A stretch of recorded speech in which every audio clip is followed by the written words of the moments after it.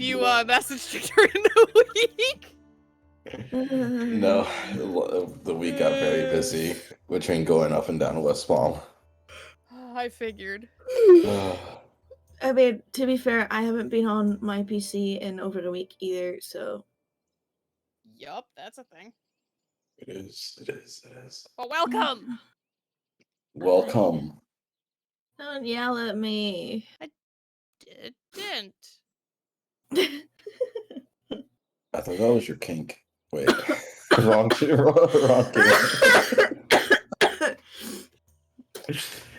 Oh, God, this is how tonight's gonna be, huh? I've done nothing wrong. I gotta end with a bang, I suppose. Ugh, me. Sorry. I have the stuff already copied. Huh? For, What? What? Yeah? Huh? I don't know. I thought you were doing the Twitter thing. No. Okay. I was opening a document that I forgot. Oops. That I needed. Rip! Alright. Well. Yeah. Tonight's gonna be a night. Yes. Tonight is gonna be a night. It is the last session of the year. Made it through another year, which is a huge surprise to me. Like, it's almost 2 years. But yeah, it's the last session of this year, and then the start of, we're gonna go into next year and roll off quite strong. I think we've got like back-to-back sessions the first few weeks that we're back, provided everything goes how it's supposed to and scheduling doesn't get fucked and life is better than it was this year. But yeah, we'll see how things go. Obviously we'll update our social media with information.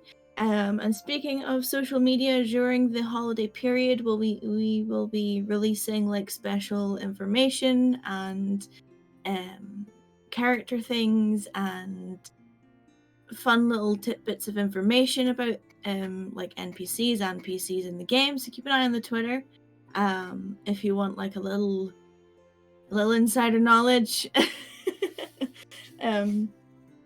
Little pieces of information that will be going out. I don't really. Do we have any major to-dos? I don't think so. Not that I'm aware of. Yeah, no, I don't think so either. Not that I can think of off the top of my head, anyway. But yes. I guess if you guys are ready, someone has to do a recap. After Chaos recap last week. Yeah. Does that? Yeah, I am out of the running then. Yeah. I mean, if you want to fight for it, I'll let anyone I do always it. want to fight for it. I'll let you take over. It's fine. I didn't have One a of you chance guys. to What? rewatch some of the stuff I needed because I was trying to figure out where the fuck Nova was today. She found a way into the garage. So that Cats was will do that. Uh-huh. So Cats will do that. go for it. I have one of two gremlins, so we'll see how that goes. She's in line of sight now, so don't expect that to stay that way the whole session. Wait. Zoe, 1 of 2 what? One of two gremlins. I don't think you pronounced that word right. See, there's gremlins and there's gremlins. Gremlins are the good kind. There you go.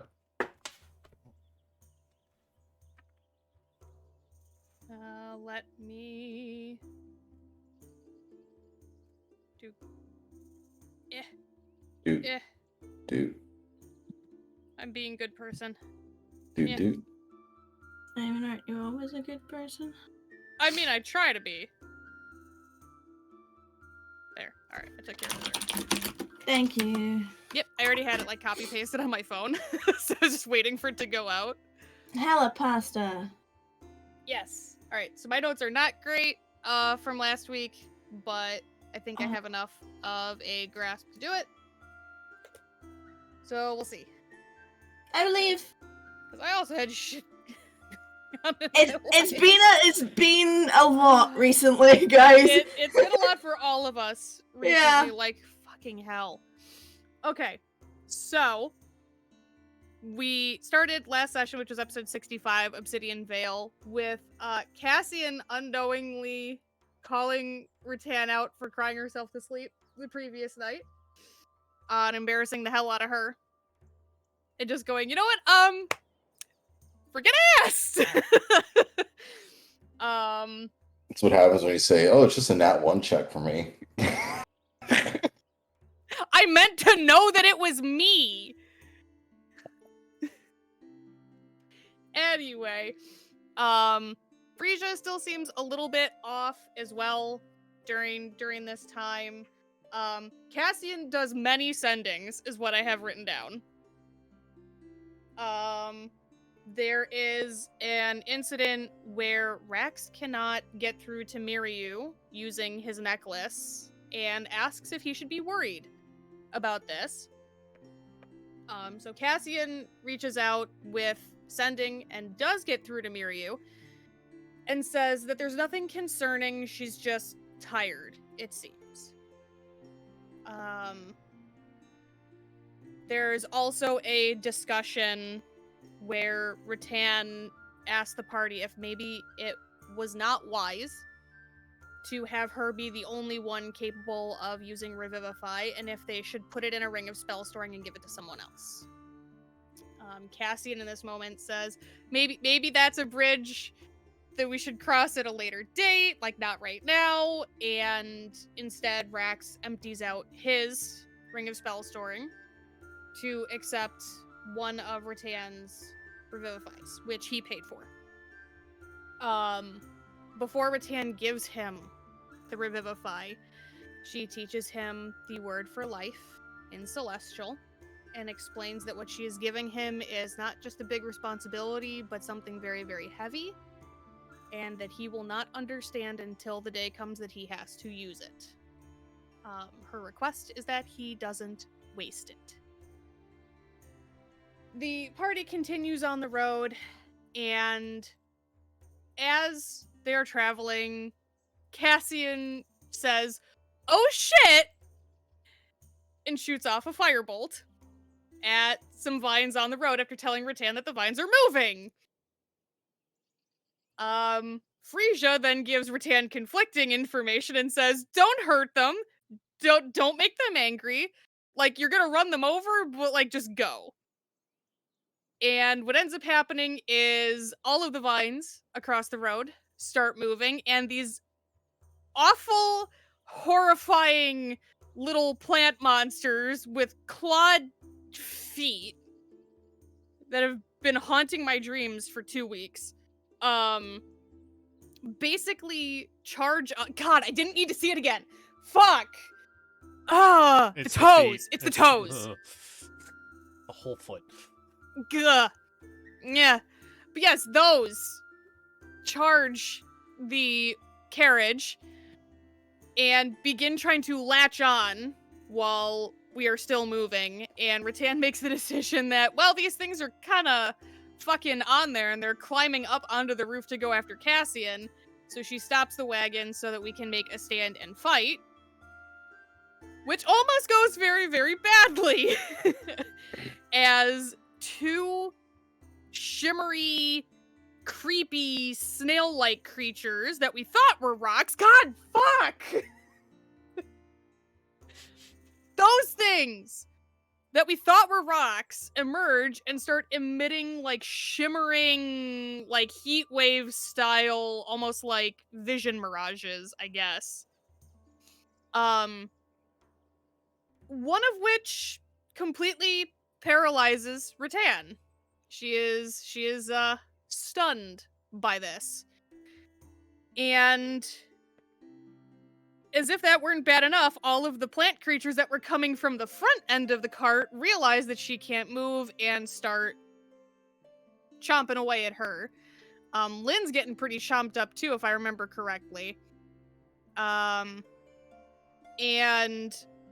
even though the back end of the cart is being taken care of between Cassian and Rax and Lynn, Rattan is still paralyzed at the front of the carriage, and Cassian, in a desperate attempt to save her, uses a new spell. I believe it was Hourglass of Preservation. I think. I believe that is correct. I have to. Am I speaking? Yes. Okay. Sometimes like. I'm scrolling up to see if I can find it. It's Hourglass of Protection. Hourglass of Protection. Sorry, I had the wrong P word. But he casts Hourglass of Protection on Rattan, which encapsulates her in a Rattan-sized hourglass in which the sand inside is slowly falling down around her feet. Some things happen with that are probably gonna come up sooner rather than later.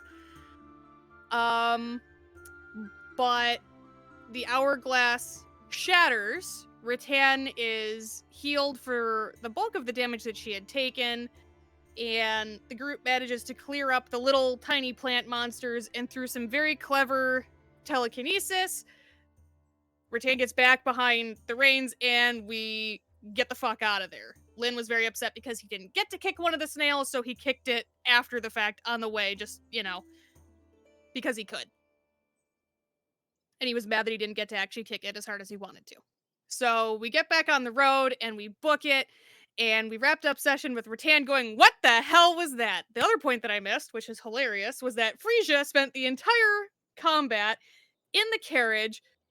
Oh, I forgot about... So the snail started screaming, that's right. Cassian dropped it to 0 hit points, or somebody did. I thought it was Cassian. I don't remember any. Yes, because Cassian's trying his best and it just keeps going bad. So Cassian drops one of the snails to 0 hit points, in which it then goes into its shell and just screams. Like, for 600 feet can be heard screaming. So we get back in the carriage. Frisia is screaming back at this thing, and we're talking like screaming until she can't breathe anymore, inhaling and screaming again. We take off. Rattan demands, "What the hell were those things?" And that's where we stopped. It sure is. I hope I didn't miss much. I'm very sorry that my notes are not better than they usually are.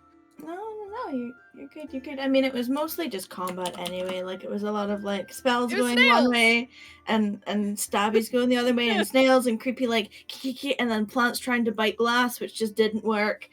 God, I still just the tink, tink from, like, Yeah. every sci-fi movie. Blech. Mm-hmm. Yep. And then the tongue being like, blah, blah, blah, blah. Yeah, just like this squeaking across the glass. Yeah, just like.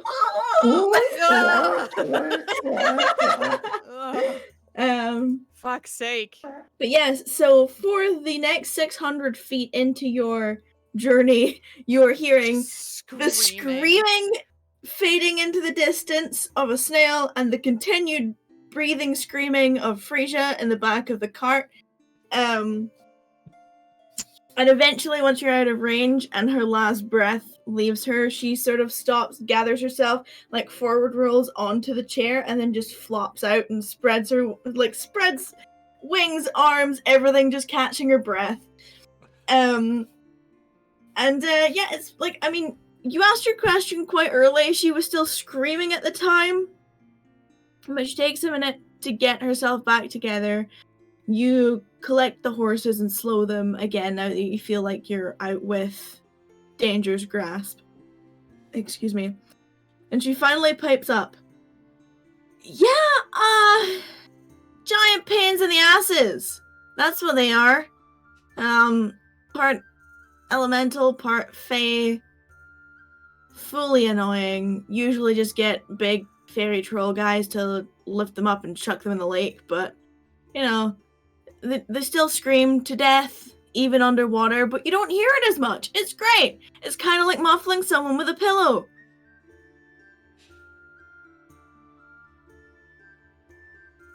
Ratana's processing this while she's trying to still keep her eyes on the road. It's like when your kid says something really fucked up in the backseat, but you're trying not to get into an accident on the freeway, and then it finally clicks, and she's like, "Wait, to literal death?" Oh yeah, I mean, unless someone like you healed it, it would scream until it dies.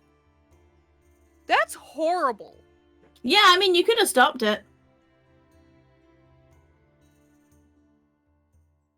Oh, also, I don't know if you noticed or if it happened to anyone. I'm going to be honest with you. I wasn't quite paying attention, but I wouldn't suggest, blowing all your big boy spells on them because they can kind of, at worst thing, you create, a mini bomb because sometimes it just absorbs the energy and then releases it in a shockwave. But, I mean, considering the cart's still in one piece, I'm going to assume that didn't happen. So great job, guys! Real quick, eyes on the road, can't see you right now. All I heard was and I'm very uncomfortable with what that might have been in reference to. Use your imagination. I don't know if you want me to do that. Mm-hmm.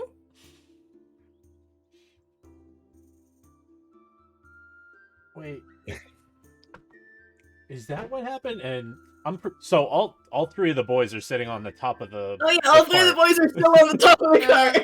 He looks over at Cassian. You shot something at it, and then I didn't see anything go off. Is that what happened? Yeah, that happened that first time. Oh, it didn't explode on us, I guess. That's really good. We're really lucky on that one. Small mercies, I guess. Although I'm disappointed it didn't turn to dust. Yeah, I mean, yeah, their shells are special. Expensive. What? Nothing. What? Nothing. And expensive. Pretend as a 12 passive, there's no way she caught that. So are you saying we should go back? No. She hears go back. Hell no. Aren't you guys on some super tight scheduled deadline thing? We'll pick it up on the way back. If it's still there. If it's still there. I suppose you'll have to ask the driver if you're gonna go down the same old road again. I guess that depends. If I don't know the directions in this area that well, so. Guess it figured. depends on how long things take. How long things take. Holy fuck. Yeah.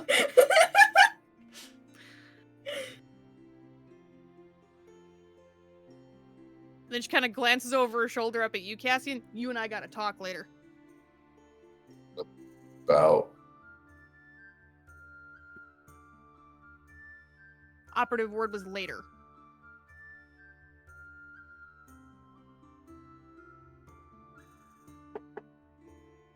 Yeah, I don't like the indefiniteness of this, but sure.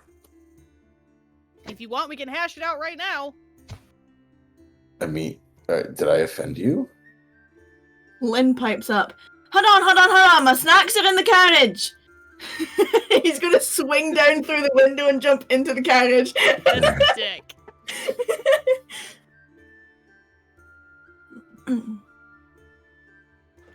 Alright, fine. What the hell did you do to me? While I appreciate the fact that I'm not dead, the hell did you do to me? Heal you?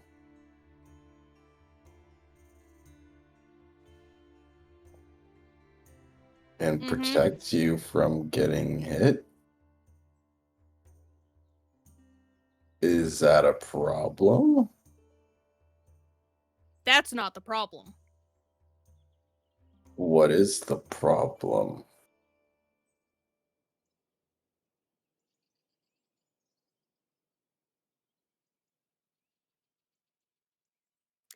Would it be possible for you to explain to me the logistics of that spell in layman's terms? Because I feel like there might have been maybe a little tiny subscript on that. I mean, if you don't want me to cast a spell on you, Cassian? it's fine. Please stop deflecting and answer the question. That is not a deflection, and I would appreciate you not interrupting while I'm in the middle of talking. You hear two voices from inside the car go, woo. She's like wringing the reins between her hands to not. Scooches himself to the left side of the top of the car.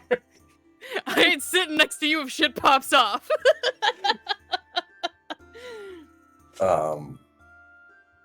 It is not like the dome, where the dome encases you and prevents things from happening or cuts you off from the outside. That is not the case with this spell, to my understanding. But from what I do know, you will be encased in a protective hourglass and shielded from attacks and heal. It costs about 150 gold, but you're still able to use your spells and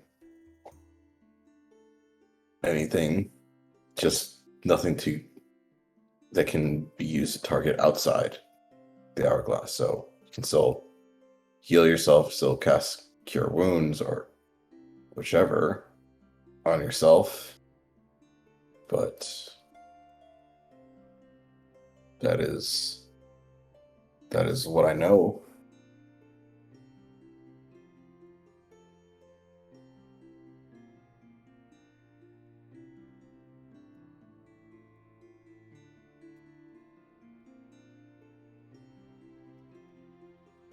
Okay.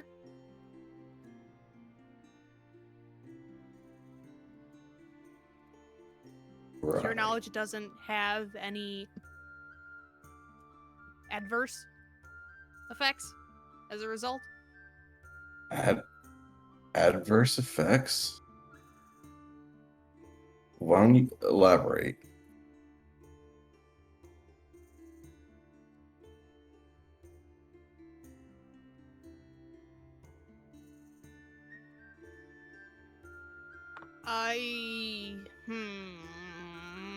And you can tell that she's trying really hard to focus on the driving and not whatever's going on up here.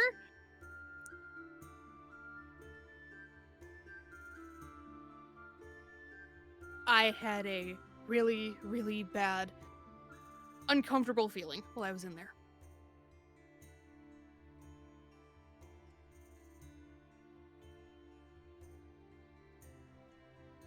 I don't know why you would have an uncomfortable feeling, but the spell is meant to heal you and protect you, so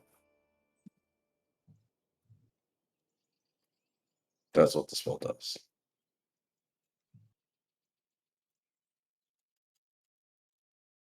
Okay.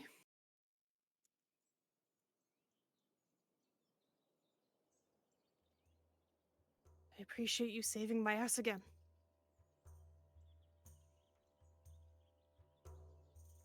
What we're here for. Cover each other. But I'll not use that spell on you if it makes you uncomfortable. It is what I thought would be right in the moment when you're surrounded by the creatures, unable to do anything.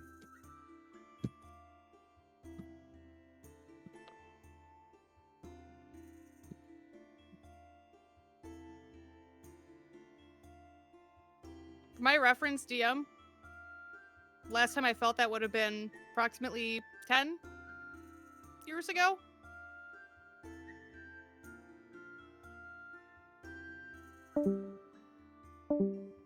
Secrets. Oh boy. Oh boy. Oh gosh. She had an adverse reaction to that spell. I have no idea. I don't know. I figured it was like a cutoff thing more than anything. I was not expecting that. Yeah, but like that's not. I mean, to my understanding, it's not in the spell. So she felt that way. She felt that way, but yo no sé.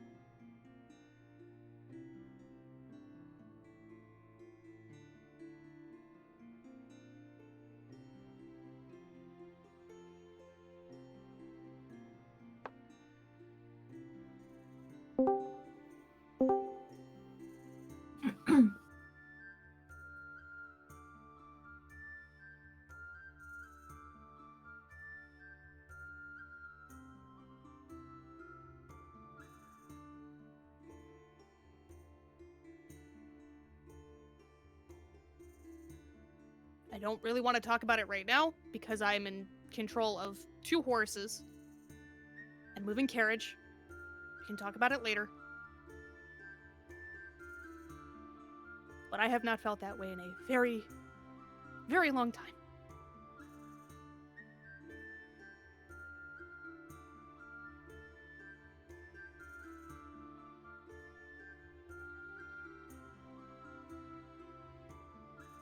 And I hope none of you ever feel that way.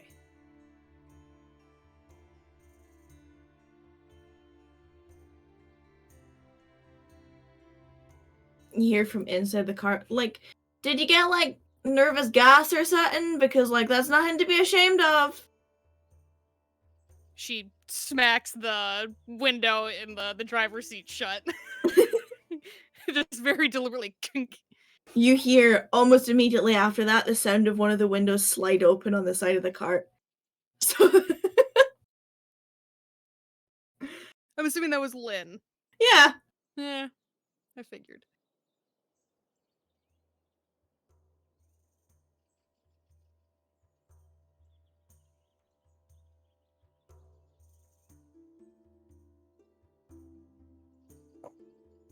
I'm just gonna take a short rest on top of the cart if I can, Mm-hmm. and just be silent for the rest of the time.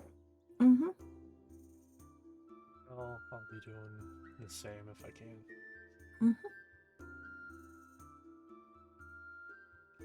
I mean, barring anything else, you'll be going till nightfall anyway. To round off day 6. Safe to assume that because I'm driving, I get a short rest? Okay, just clarifying. Because I mean, I would suggest not falling asleep at the wheel. But yeah, you go to nightfall without very much of a hitch, so to speak. Lynn and Fraser chill out.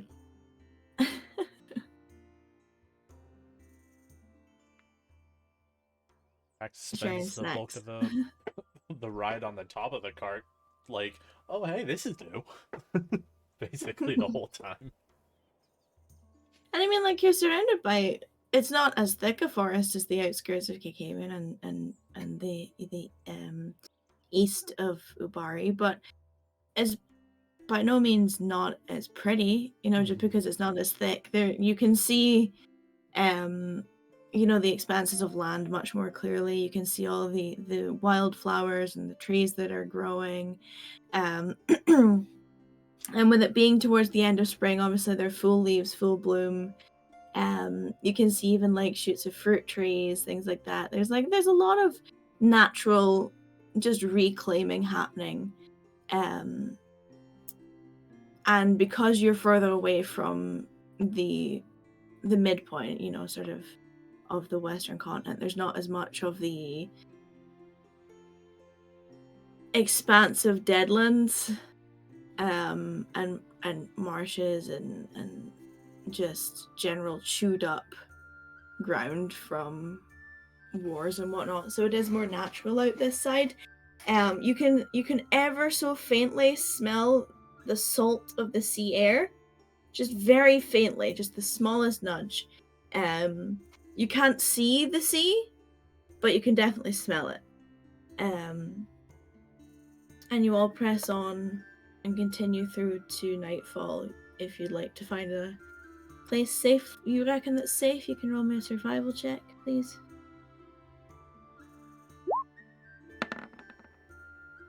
Yeah, easy enough for you. You know, you find like a nice clearing that's got like this really tall overhang. It's like kind of like a half-grown tree that's then overhanging over, so it creates like a canopy for you to sit under that protects you from a lot of like the general just, I want to say, like, view of things, if that makes sense. Like, although you're under the branches of the tree, you're not really going to be like, if there's anything flying overhead or whatnot, you're not going to be in the immediate view. It's not necessarily comfortable. There's not flat ground by any stretch of the imagination, but there's like a rock you could pretend as a pillow if you really wanted to. There's space enough for you to build like a small campfire, and get yourselves settled down for the evening.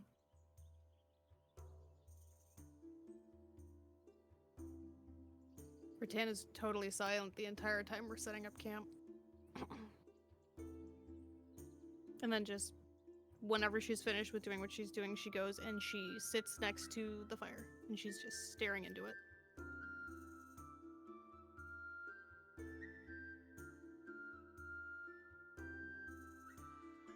Once Rax gets all his stuff for camp set up and everything, he's gonna sit next to Rattan.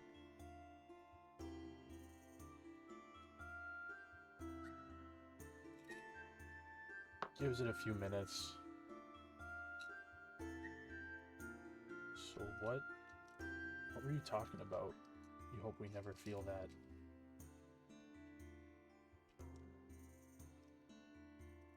She has her arms wrapped around her knees, like her knees are pulled up and her arms are wrapped around, kind of hugging into her chest, and you see her take a very deep breath and then let it out in probably a reluctant sigh. And then she kind of very slowly unfurls her wings and kind of wraps them further around herself.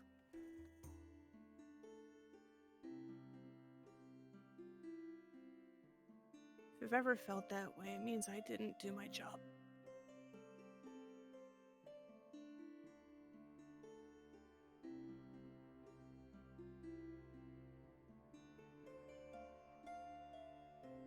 Scared of dying.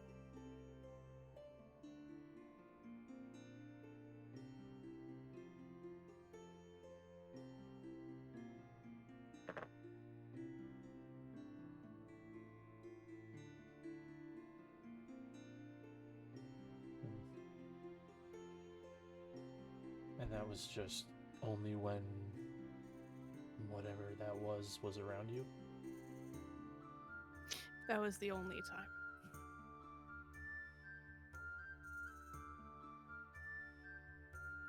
Recently, yeah.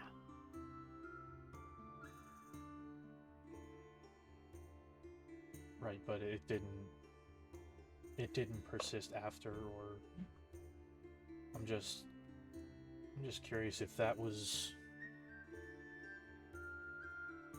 just making sure that was the cause, but You see her hold out her hand like this, and it's trembling.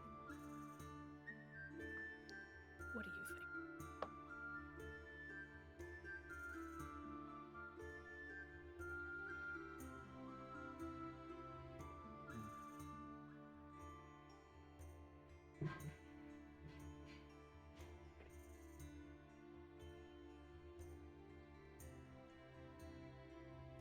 Some people say it's a knot in your gut. Or feeling like you're gonna pass out or be sick.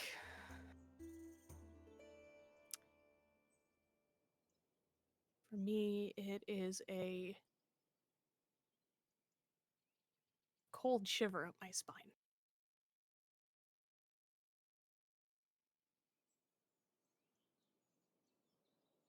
Almost like it's reminding me that it's there.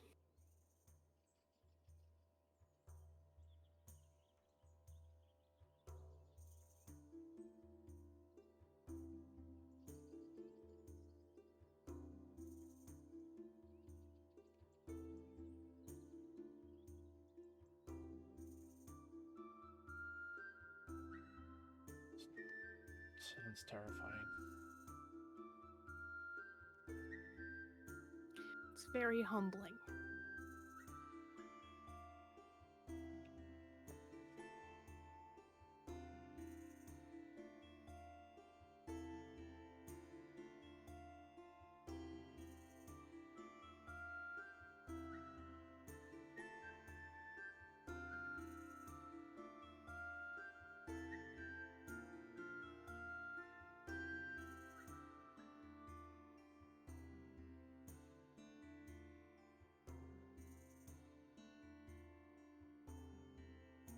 So yeah, I hope none of you ever feel that.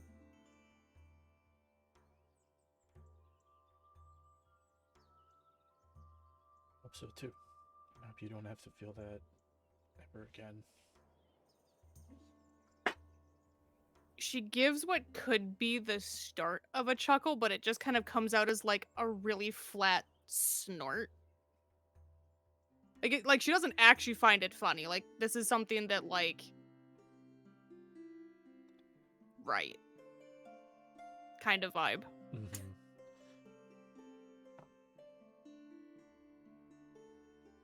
Said hope. I didn't say it was never going to happen again, but hope you don't have to because you're my friend, and obviously it sounds terrifying, and it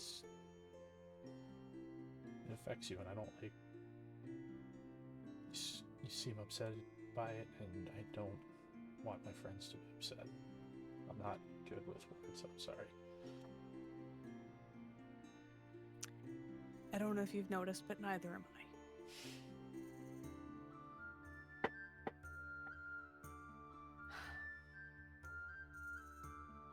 But I appreciate it.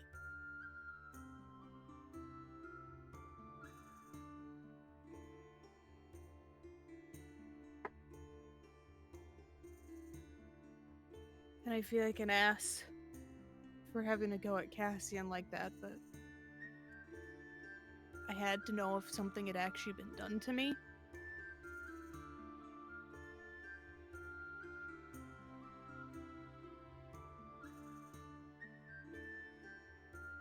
I understand. And it was you needed an answer.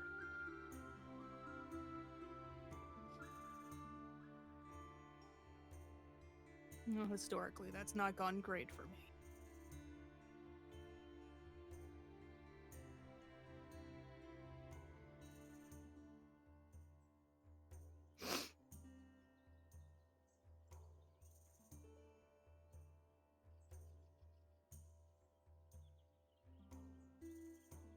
That's enough about me for now. What's going on with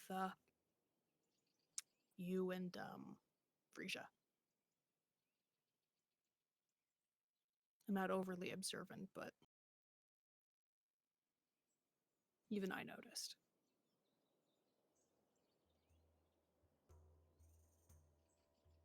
I don't know exactly, but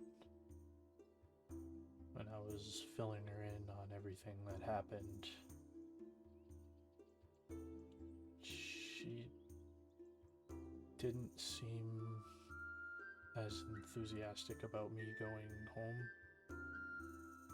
and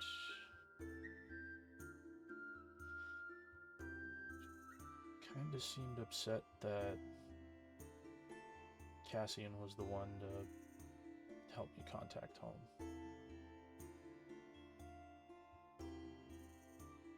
This might be a stupid question, but did you ask her why? He just nods.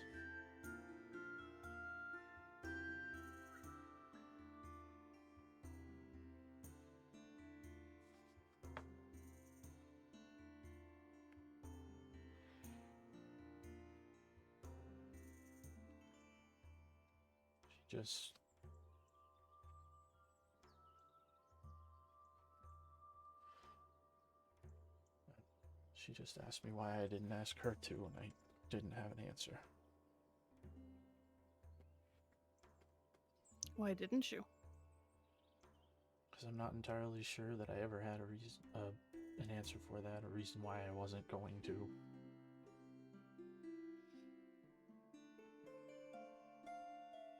Not something I was thinking about.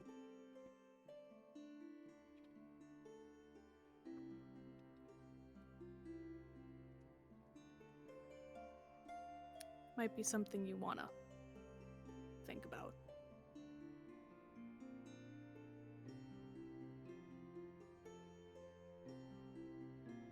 I don't want to say you owe it to her, but I do. I owe her a lot. and as someone who has been trying to get you to write home for months, kind of hard to chicken shit out when someone just hands you the sending. It's easy to tell me later when it's pen and paper. Exactly. And I think that's part of it and why I actually did it.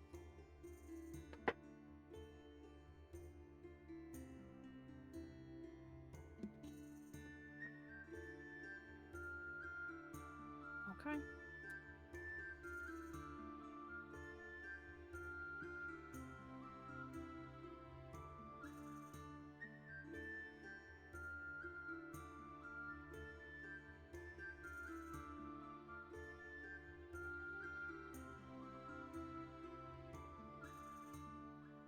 Well, I'm here.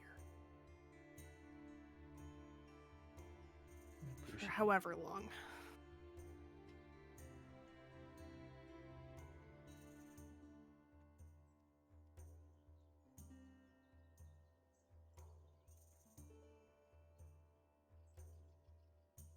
While that conversation was happening, Cassie and Lynn had dragged you off to go and find food and fruits and things for the party. Because Lynn sensed a little bit of tingle attention on the cart, so he's diffusing by pulling you away from it. Frisia is coming along and she's inside your shirt pocket, just along for the ride. And there's sort of like that awkward silence where Lynn's like, okay, let's go, and then he doesn't start a conversation after you've left the camp. So he's just like hopping around, like sniffing different plants and like berries and things. He looks like he's genuinely looking for food for the first part of it, at least. And Frisia's just humming to herself in your pocket. Seems very much in his head right now. Not really sure what he should do next. And You're probably out there for maybe 5-10 minutes before Lynn actually sparks up a conversation. And he hops up to you and just looks up at you. So, are you gonna talk about all these super secret conversations you seem to be happening, like, when everyone's asleep, or anything, or are you just gonna, like, continue to talk to people and then just things happen?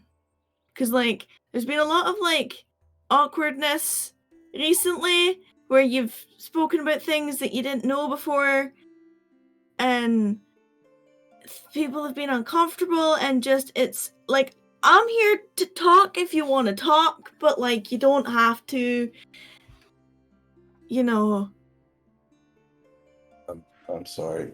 What do you mean by secret conversations? Are you talking about when I use sending spells? I mean, I'm gonna guess that's what you're doing. Yes, I mean, I send messages to Luna. That's good. Yeah. Keep her appraised of the situation and what's going on. So, that. I sent some messages to Ladir to keep him praised of the situation as well. Yeah, he is still my friend. So, I know he's not here right now, but it's a weird way to navigate these things when two of your friends are fighting or having some kind of issue. Well, it's admirable that you're looking out for your friends. Yes, something I would do for anyone here.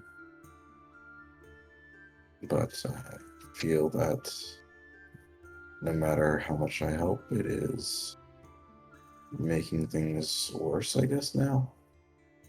I mean, I am very still much puzzled of how divisive and explosive Rattan came after me, asking about the magic. I'm not When gonna she, pretend to know what happened with that. I mean, it looked cool. If it were me, I would have been happy to be stuck inside a glass jar and not being bitten alive. But maybe you take a lot of the weight on your own shoulders and you don't have to. Like, I'm not saying it's a bad thing, and I know you've got good intentions, and if I could do all the cool shit that you could do, I'd probably try to. But you're a team. We're a team. You could ask first. I guess in that situation it was a react or let her get Oh no, destroyed. I meant Oh, the other stuff. ask about what? When? Like, if your friend would like you to speak to the other friend to make sure that they're okay. Yeah. I can ask. That's fine. I mean, I'm on your side, don't get me wrong. I think what you're doing is great, and you're really good at helping everyone. But if you need help, I'm just a bunny who can't do magic. I can pretend to pull myself out a hat if you give me one. But, I'm not exactly the heart-to-heart kind of rabbit, but I can try. Appreciate the offer one. And I'm sorry, but I can't send magic messages to friends across the world. Yeah. It is a talent that I've learned. It's pretty cool. It is. It is. but I am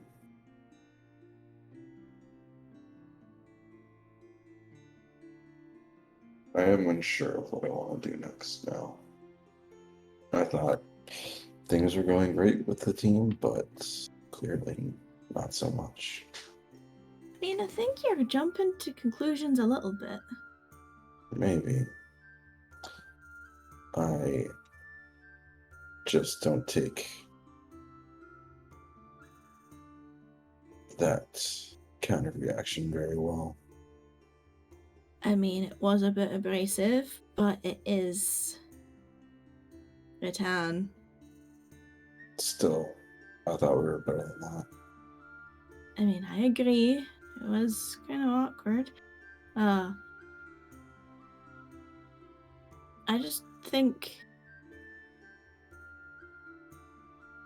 what you did was right. I wouldn't change my decision. I wouldn't ask you to. What you did was right. But you really, at the end of the day, you can't control how someone else is going to react to something. And it's kind of shit. And it feels kind of shit. But maybe after some sleep, she'll realize that at least she's alive. And a lot of people don't have that luxury. You know, a lot of people don't have the luxury.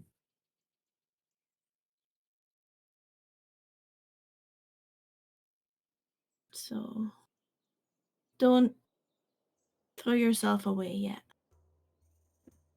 You have a lot of value to them. You're kind of like a big old pot of glue. What keeps the glue together, though? A stupid bunny with a fluffy tail. I'll take that.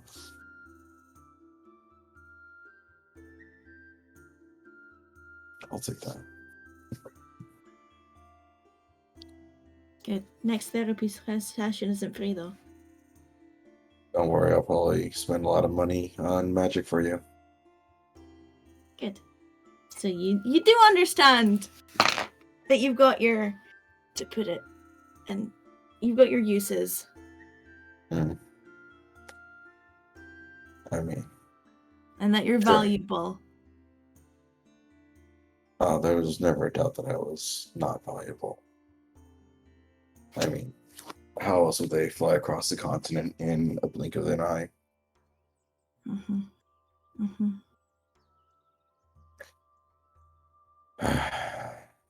Exactly. And he kind of like punches you in the calf. He's like, stop beating yourself up. I'll be fine. I promise. Lucky rabbit's foot. Never fails. I've got 2 of them. This is lucky. And then he like hops off and tries to find some apples or berries or something. Risha, how are you doing?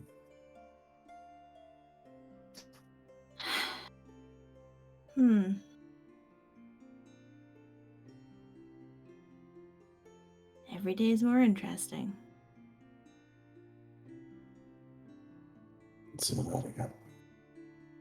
Every day is more interesting.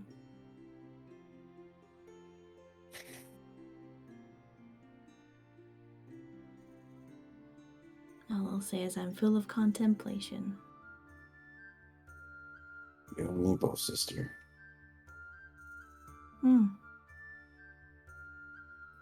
Well, should you come to a solution before I do, please do make me aware of it. And you know what I'm contemplating about. What about, sorry, I'm not trying to pry. If you want to share, share. If you don't, that's okay too.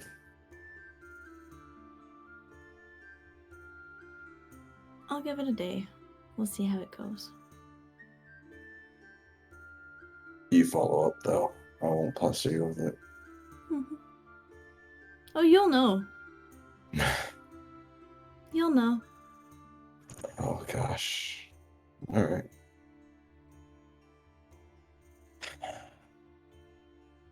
Should I like prepare something or just be present in the moment? You be whatever you want to be, Cassian.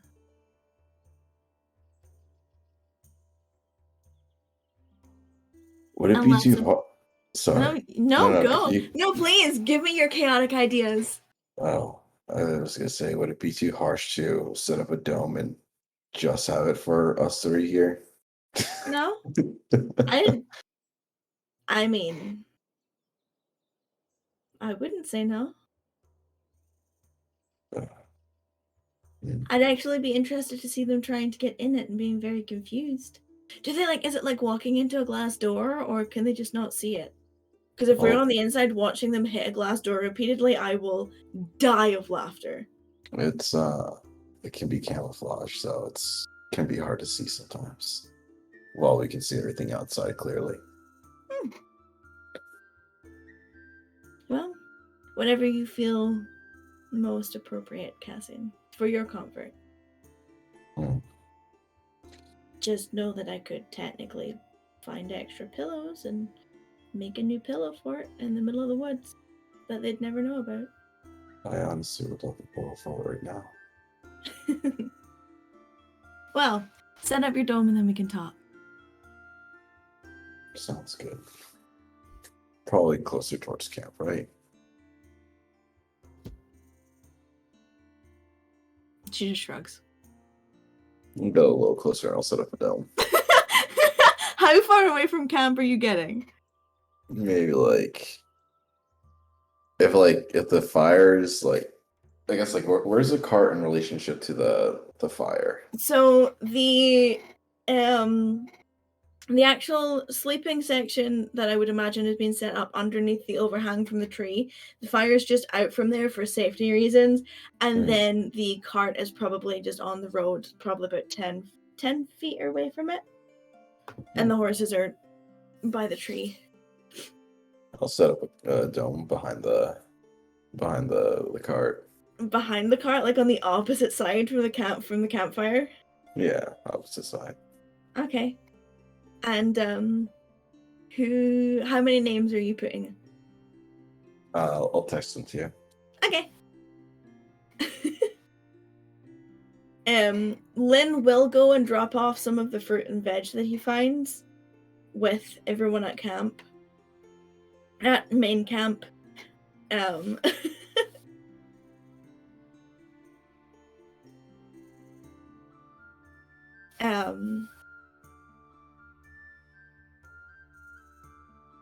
And he's found like sticks that he starts whittling down to make like skewers with, so that he can skewer all the fruit that he's found, so you can toast it over the campfire.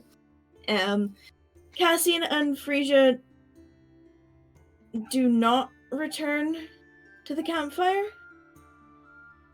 I'm asking for clarification here. Yes, not return to the campfire. Okay. So Cassian and Frisia do not appear when Lynn comes back. Rex just Interesting. kind of like looks out past where Lynn is coming from. Are they finding something else, or looks over at Rattan? Are they coming back? He's directing that at Lynn as well, more primarily.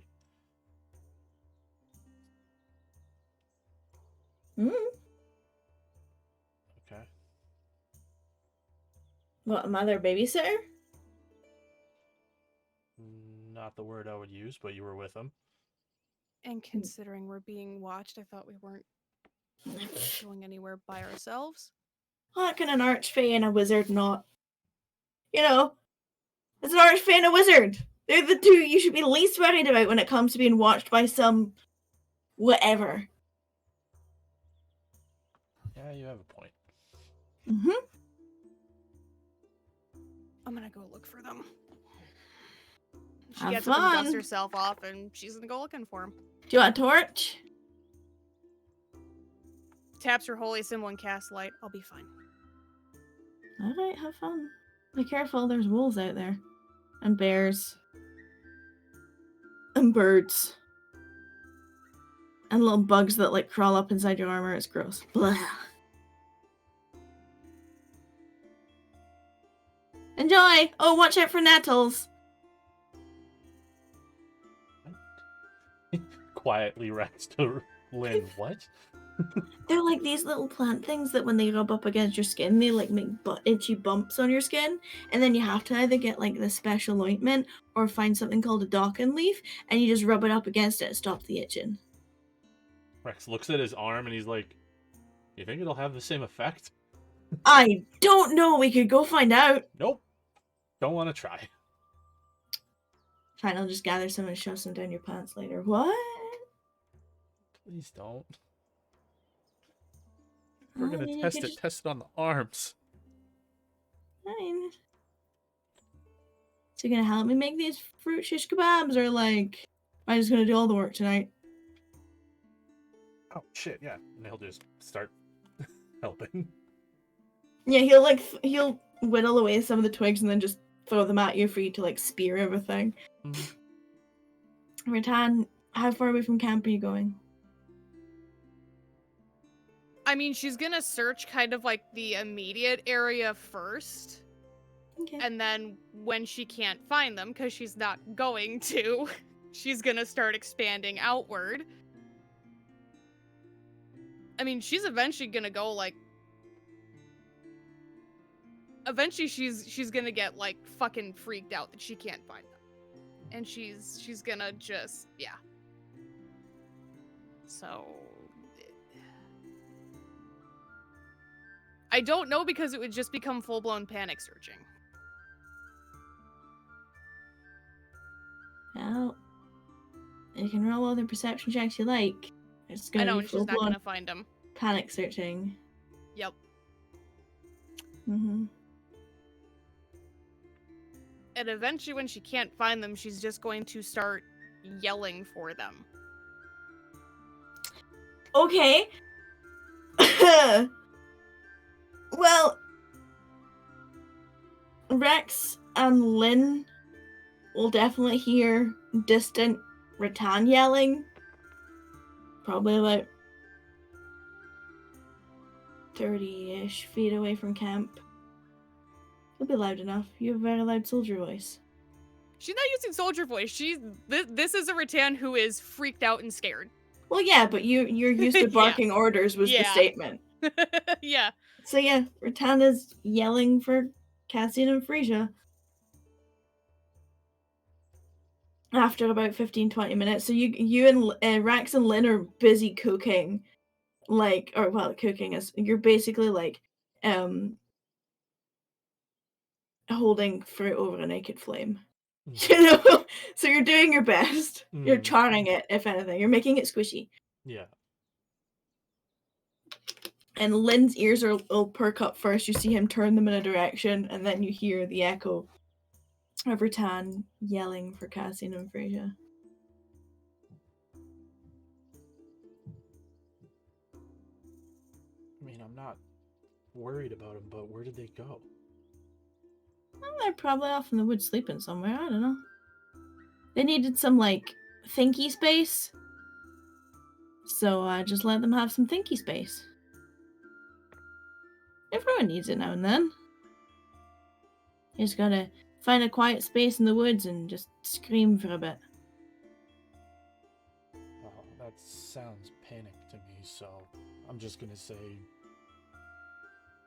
they're probably out. Just need some thinking space. No, I mean, you can tell they're not me. And he'll cast message in the direction that he hears Rattan's screaming come from and basically just say, Lynn says they're probably just out with trying to get some space for thinking. I don't anticipate there would be an issue.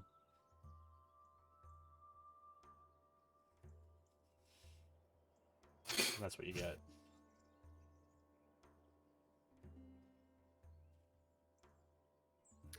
She doesn't respond back. And DM, can I borrow you?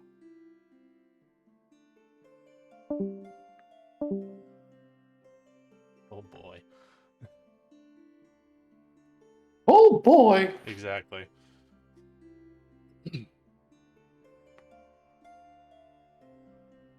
What a time to be alive. Yeah. Party drama, hooray. Hooray! Kalu Kalay. Max is just, well, he understands that why he didn't get invited. Because of the two people that are there, but damn it. Man. I don't know, Rex hasn't searched on him either yet. This is true. So, doesn't know if he's invited or not yet. True. Okay, well, you're all gonna see Rattan 30 feet away from the campfire lighting up like a fucking light bulb and screaming.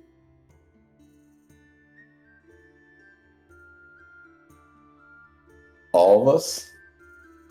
All of you, I mean, you're where you are, Yeah.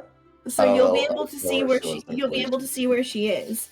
But also like full on unleashing radiant consumption and screaming into the silence of the night is still Cassian has a fuck ass high perception. So Yep. like even if the light doesn't catch him, the screaming will. Yeah. So, so while this is going on, Cassian, I imagine, is just talking to Frisia, just like, yo, it's like hard out here, man. Like, out here trying to fucking support. Hold on. All right.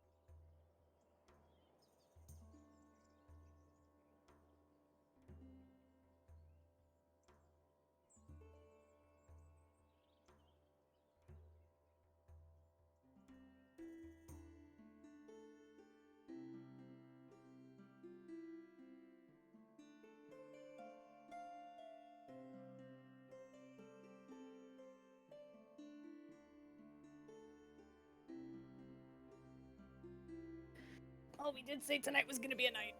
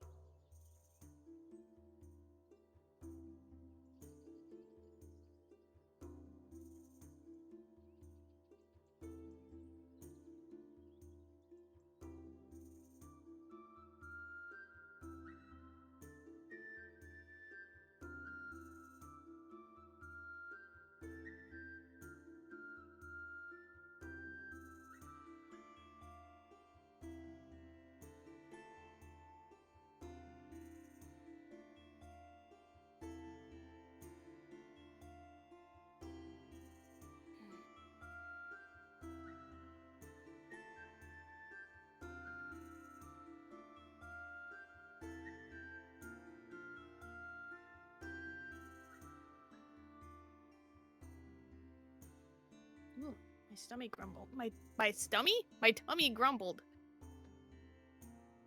I mean, that's one way to say I'm it. having issues today. Yeah, it's been a It's been a fucking week. Yeah.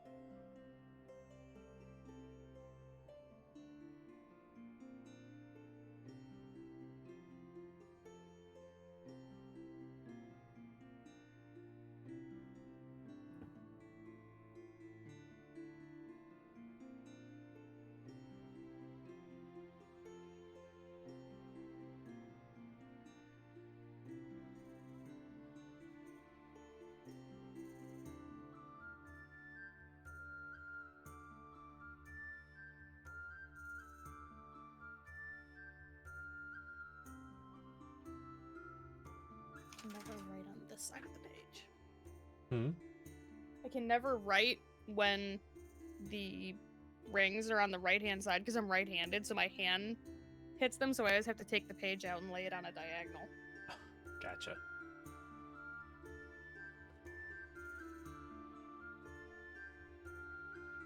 I'd say I wish that I was left-handed, but then if it's on the left side, I'd have the same problem. Yeah. So it's either can't really win exactly.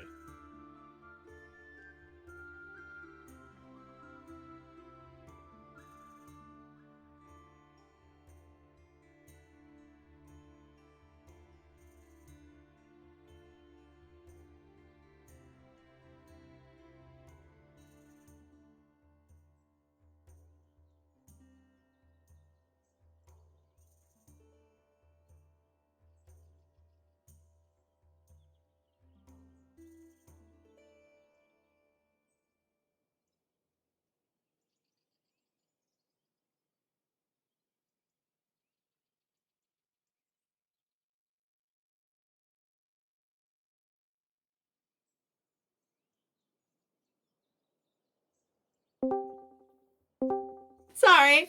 Mhm. So, light bulb. Light bulb happens. What the fuck? Yeah. Rex is up and sprinting over in that direction. Oh, Lynn is Roadrunner style, like boots of speed, full movement, gone. And he fucking goes. Mhm. if I can, I would Yes. summon Sebastian to just Mhm. fly over there as quickly as I can. I need a calculator. Because boots of speed, what, doubles your movement? Yes. I think so. Yes. Yeah. Lynn breaks the sound barrier. Basically. Boots of speed, monk movement, step of the wind, just Yeah, that's like fuzzy without shaped dust cloud. monk movement, it's like 180 feet around. So yeah, he's like there. Mhm. Basically, like you blink and he's gone. Cassian summons Sebastian, hops on, and makes his way. Rex, you jog. I get In that. comparison. You basically look like a snail compared to everyone else, unfortunately. Yeah. Not his strong suit. It's fine. But I need you to roll damage with her. I just take a flat amount. No, for Lynn. Oh, Because he's well, running into you. It's still a flat amount, I believe.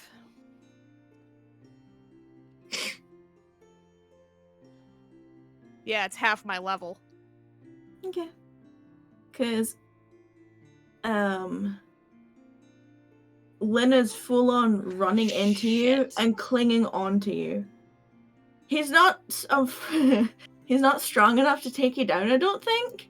I mean, he's welcome to try. Oh shit, I didn't mean to do it again. I was trying to close it. So what would it be? A grapple? 5. No.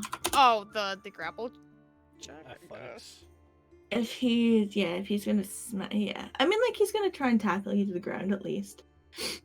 To try and wake you up. So yeah, you can choose the opposing role for yourself. It's Athletics or acrobatics. I mean, just in the sake of fairness to Lynn in this situation. This isn't about fairness to Lynn. No. This is about I want Raquel's to clarify reaction. something if it's going to give me disadvantage or not. Okay. Because she's not, like, screaming up at this guy. Like, she's, like, doubled over, like, scream crying. So I don't know if that affects my balance in any way or... Given your current mental state and the physical position you're putting yourself in, Mhm. it's going to make it harder for him Okay. because you are buckled over trying to release while also contain. Okay. Like, you know. Yeah, she's fighting to keep in, but is coming out. Yes. This is All a right. don't move me, don't touch me, don't come near me kind of thing, but also everything is exploding. It's a lot right now, yeah. Yeah. Please roll bad, please roll bad, please roll bad. He beat you. Just. So you are screaming for not even like a full... The full minute. Yeah. Not even like half a minute. Like, it's like a couple of seconds at best because he moves so damn fast. Right, it's like 6 seconds. Before you feel the impact of someone like on your... Because of the way that you're sitting, it's like your shoulder and your hip at the same time with his size is basically like his back feet on your hip, and he's like barreling into you, trying to knock you over deliberately, almost as if he's trying to shunt you out of the light that is coming out of you. He doesn't seem to be giving a shit that he's taking damage. And he is literally knocking you over, turning you over, making you look at him, and like basically like pounding his hands on your on your shoulders to try and be like, wake the fuck up. Yeah, she's like the gold liquid's pouring out of her eyes and out of her mouth anyway, but then it's also like mixing with tears, and it's not pretty. It's all fucking burning away. Cassian, you're next there within the next couple of seconds too. Sebastian is scared of the light and will not get into the range of it. You're muted. That's fine. I'll pull up to the side of the light and get down. It's like, what is going on? And then it's like, I have no fucking idea, but like, whatever, do I need to punch her? I mean, as soon as she looks up at Lynn, she's gonna try to pull it back in because she sees that she's hurting her friend. You can roll me a D100 and pick a quarter. Not the coin, the actual increment. Yeah, I know. 26 to 51, is it? Or is it 26 to 50? Mm-hmm.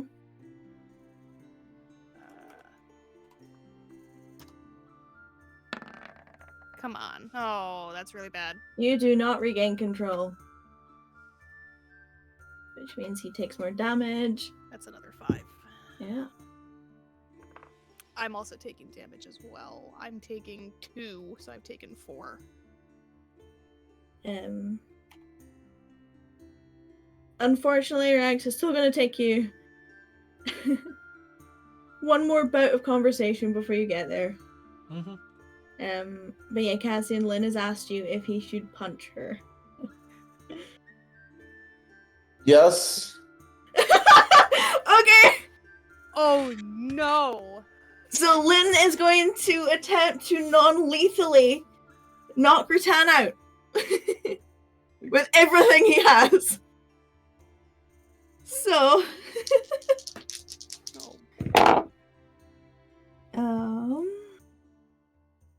I'm prone, so he has advantage. Yeah, I didn't roll well though.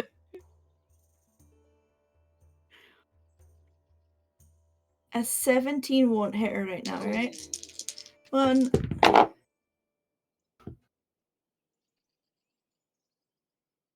$27 will though. Yes. Oh yeah. That'd hit me with shield. Mm-hmm. He hits hard when he can. So take 12 points of damage from the first one. Ouch. And then he's gonna do it twice more. Natural 20 on one of them. Oh yeah. Let me have it. And then a nat. Oh my god, that's 2 nat 20s on that Let me advantage have roll. it. So double nat 20s.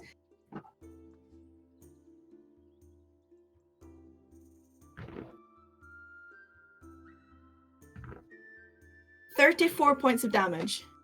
Okay, I am bloodied. And Rex, you catch up. You see Lynn on top of Rattan laying into her. Inside her radiant consumption, just smacking her like one fist What a after the other, fucking thing like to roll across up the to. face. Cassian on beside Sebastian, Frisia in his pocket, just like watching this happen. I'm gonna just try to polymorph Rattan. Well, let some act first. Yeah, sorry. As soon as Rax is within 60 feet of Rattan, he's going to He's only scream- 30 feet away. Yeah, well, either way, when he's within 60 feet, he's gonna say, "Turn that fucking shit off," and he's gonna cast Dominate Person. Okay, what's the saving throw? Wisdom saving throw. Yeah. Oh, jeez. Hi, Belle. Hold on. Cat intervention.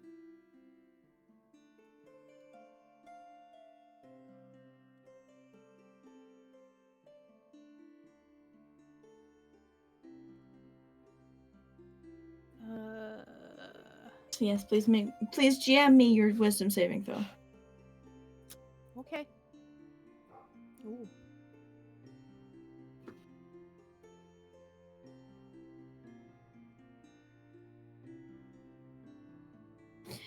So,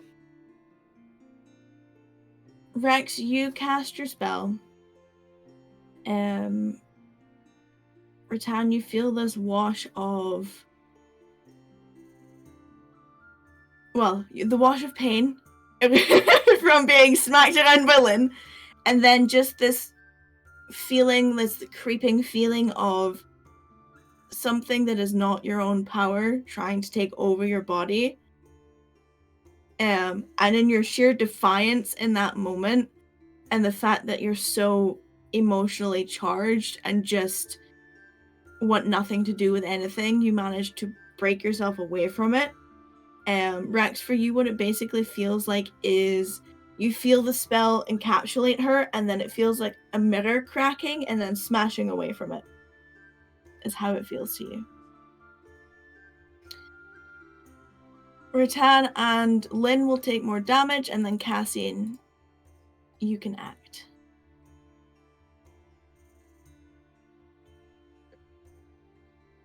What the fuck's a column creature? Fuck. Squirrel, I don't know. I Oh. would say a rabbit, but that would just be weird. That would be a A little mouse? A deer? A dog. A You're gonna puppy try dog. and polymorph Rattan into a puppy. To a puppy. Any specific dog breed you would like? A Labrador. Nice. Is there a saving throw? Of course there is. I'm sorry. Because Rattan is unwilling at the moment. Yeah, it is. I'm trying to find out what save it is. I think it's wisdom. Probably is wisdom. It feels like a wisdom. But It feels like a a wisdom. Yeah. fuck's sake. This is happening. I didn't think this is where this was gonna go. I really didn't. Wisdom saving throw. Okay, GM rolling. Well, Rattan is now a puppy. Rattan is now a cute little Labrador puppy underneath Lynn. Does your radiant consumption persist? I don't know. I don't think a puppy has radiant consumption. Well, it'd be. I think like for druids, you have it in your wild shape, like your racial features and Yeah. stuff. I don't think you do That- in polymorph. No, polymorph can take on the stuff of the creature. Right, so I Druid- think druid- because my actual, like, species is being altered right now? The new form can be any beast whose challenge rating blah blah blah. The target's game statistics, including mental ability scores, are replaced by the statistics of the chosen beast. It retains its alignment and personality. It assumes the hit points. Yeah, It takes the hit points of the new form, so you have a puppy's hit points. What, like 10? the creature is limited in the actions it can perform by the nature of its new form. Yeah, so And it then can't- I would say that I no longer possess that connection to myself. Yeah, and the creature can't activate, use, wield, or otherwise benefit from any of its equipment. I mean, it's technically already activated, but considering you're a puppy now, I'm gonna say I guess not. So, Rattan is now a very sad, whining puppy underneath Lynn, who's reeling back to punch again, and then just feels the weight shift underneath him because now he's like the same size as Rattan, who is a puppy underneath him, and he's like, "What the fuck?" And then he's gonna like take a couple of hops back and like shake himself off a little bit. And he's She's her doing sad like the puppy puppy on its noises. back with like the feet up and like Sad puppy noises. yeah. What the fuck happened? Does anyone know? You I two mean- disappeared. She was freaking out, running around looking for you guys, and then started screaming. And then I said, Lynn thinks you guys just needed some time to think. And then she just... And I don't know what the fuck is going on right now. Yeah, we went and had a talk. Yeah. It's literally just thinky space, and he taps his feet together. Rattan like slowly puppy flops onto her side and sits up in like the dopey puppy sit, just doing like the really guilty. I'm gonna use Mage Hand because I assume this dog weighs less than. What Mage Hand? Well, Labrador puppies are pretty big. Yeah, they're pretty hefty. Are they? Can confirm. They are, but are they more than 10 pounds? Most If average, you like, made me like baby, I made no. a baby puppy, like a small puppy. Then What was you it? probably just get away with it. Oh, we'll say we'll just get away with it. I'll have Mage Hand like sure. pick up dog by the scruff of its scruff. neck. Oh, this is So humiliating. just- Sad hanging puppy. yeah, she's Yeah. literally like no bones, just like All jelly bones. still making whimpering noises. Lynn's like shaking off his hand. You can see like there's like a little bit of bust knuckles happening on his hands that he's trying to scruff out of his fur. Gosh, let's go back to camp. Mm-hmm. For the record, ow! And he starts hopping back towards camp. Yeah. Thank you, Lynn, for stepping in. Mm-hmm.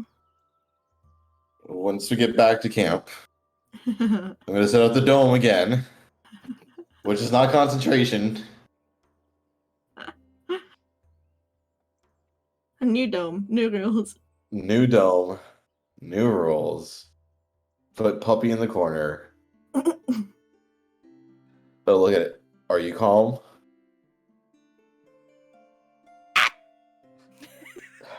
Honestly, I don't speak dog. I don't understand. Anyway, I put the dog down, and I sit on the opposite side and release concentration on Polymorph. Which, It's because time- she's basically like puppy sitting, she basically face plants down onto the ground.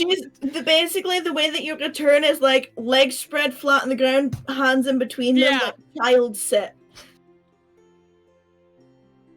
Looking pathetic, with like the scorch mark tears down her face and around the edges of her mouth. Looking very sheepish and humiliated.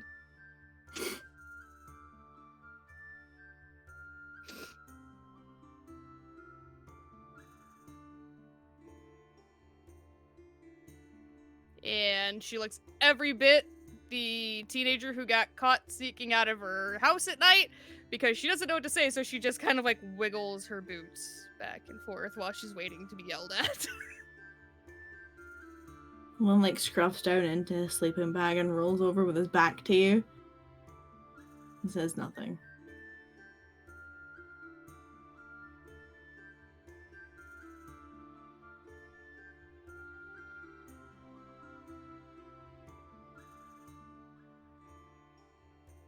Wipes her mouth where Lynn probably split her lip.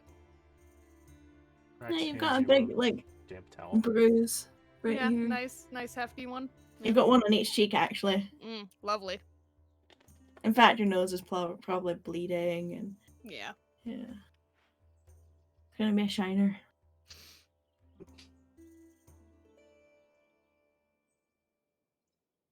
Still hands you a damp towel to do with what you need. Thanks. Yeah. Starts scrubbing at her eyes.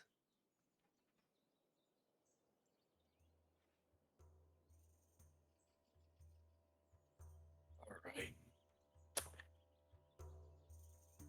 I don't know what happened. We're all alive. I'm gonna go rest. So, yeah. Rest up.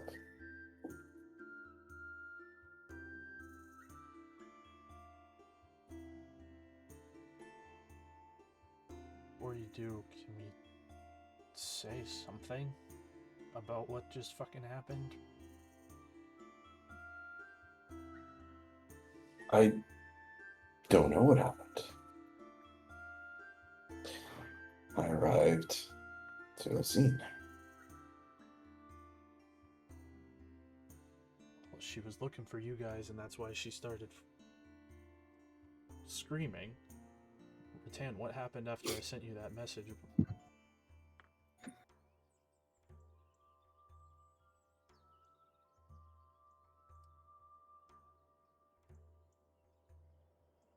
She pauses in wiping her face.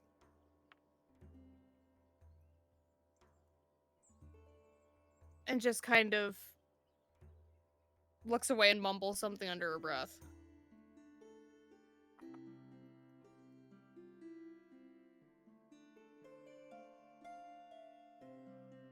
My ears aren't that good.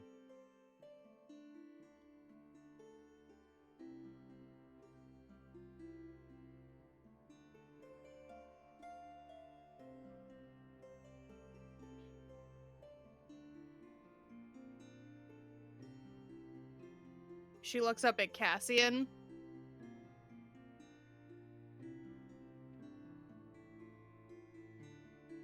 I'm sorry.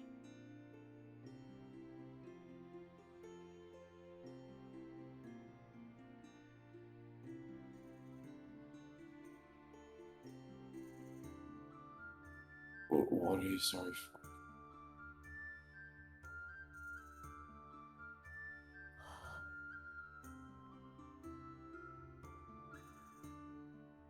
I didn't mean to seem like I was ungrateful.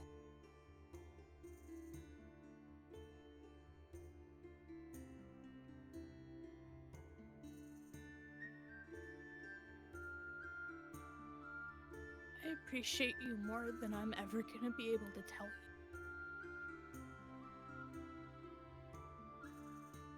All of you, actually.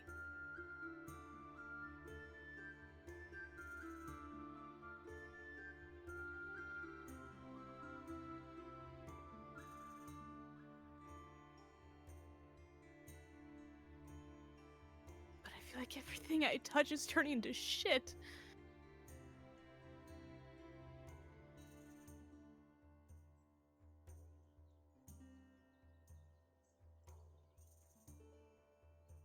And I've been trying really hard to keep it together, and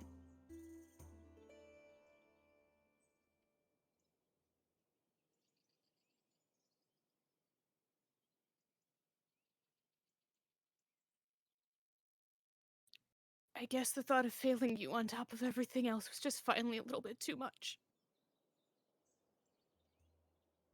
So I'm sorry.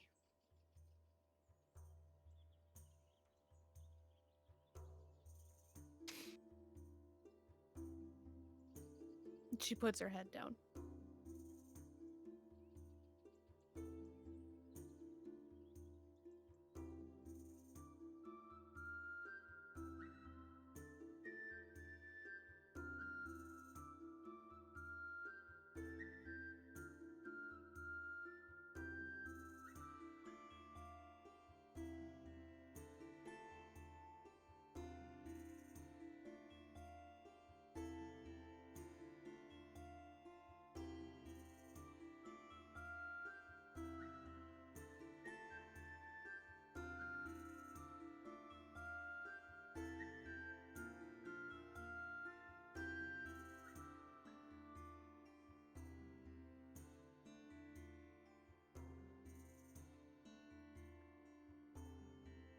Rax is. I think Rattan was looking at Cassian for most of that, and Rax is just kind of looking over at him as well. I hear you. I hear your apology.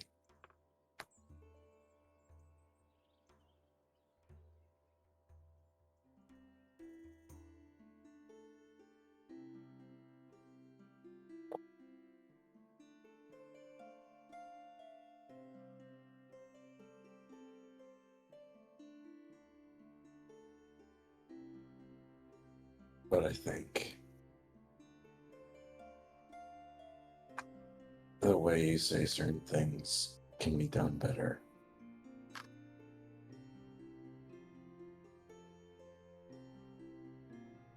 How you approach it. Because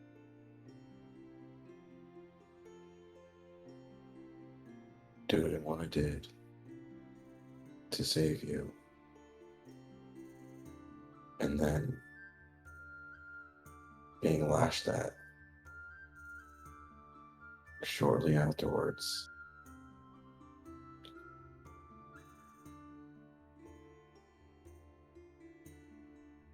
isn't all right.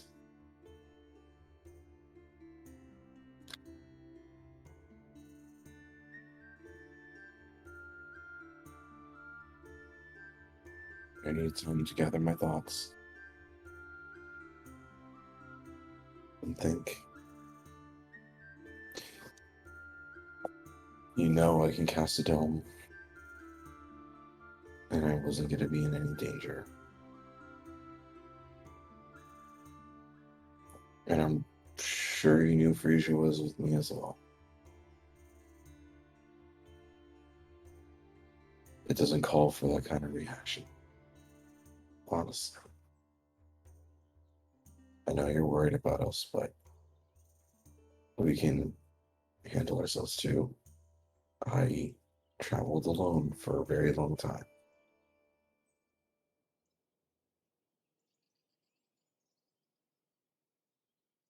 And I'm a goddamn archfey.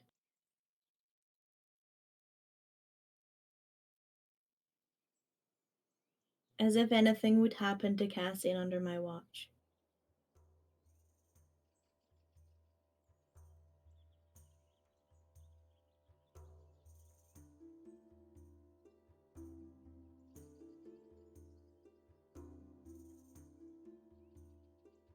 know we're all under stress. We all have different things going on.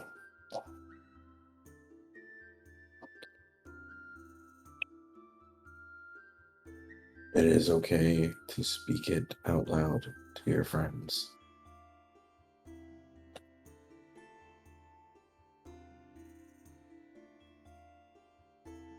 We all have a vested interest in each of us surviving.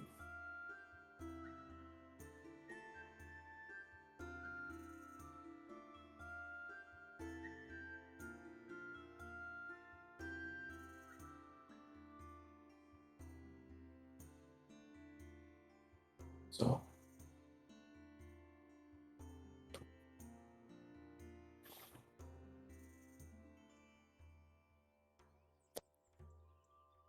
let's survive. Lean on each other.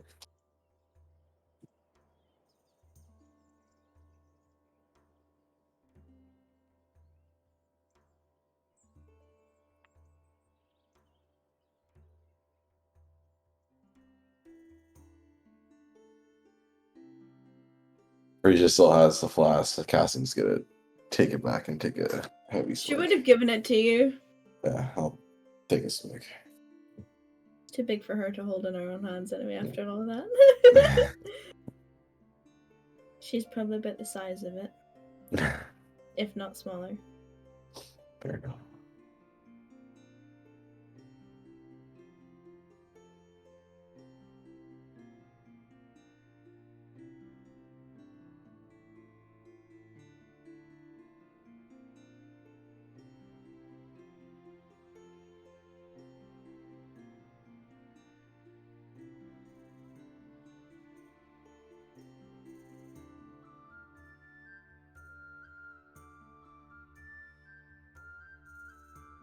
Let's just appreciate each of us around and those who support all of us. Sound good? Great.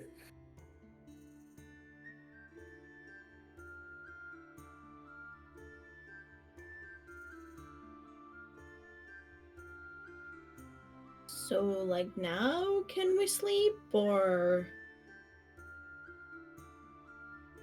Oh, And that's Frisia. I don't think anyone has anything else to say right now.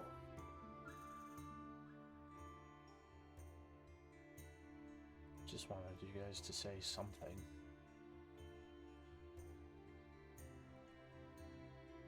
She's literally just sitting there with her hand up.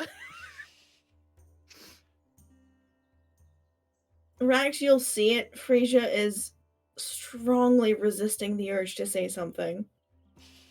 You're seeing that look of chaos. What something would you like us to say? Was that not something enough, or No, that's something. It's the start. Mm. Going to sleep after what just happened without saying anything at all is not good.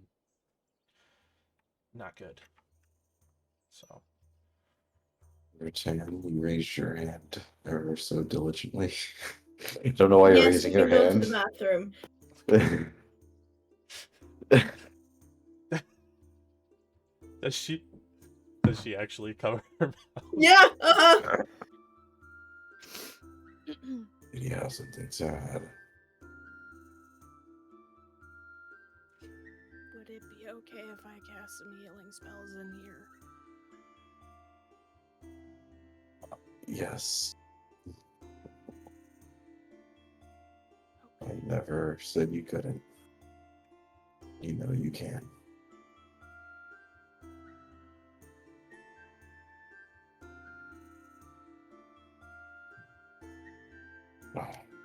She's gonna use her last 3rd level spell slot of the day to cast Aura Vitality on herself. And because the dome's what, 20 feet? 10? Okay. 10. So Lynn is definitely in range. She's gonna put enough into him to cover the damage that she did and any else that he sustained.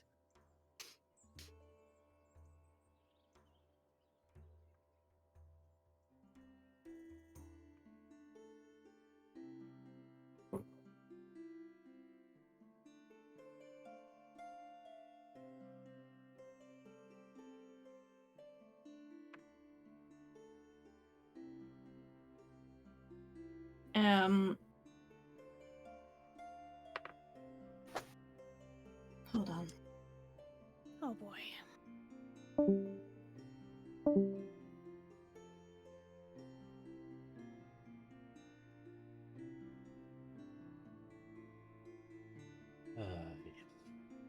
Ay, ay, ay. Yeah.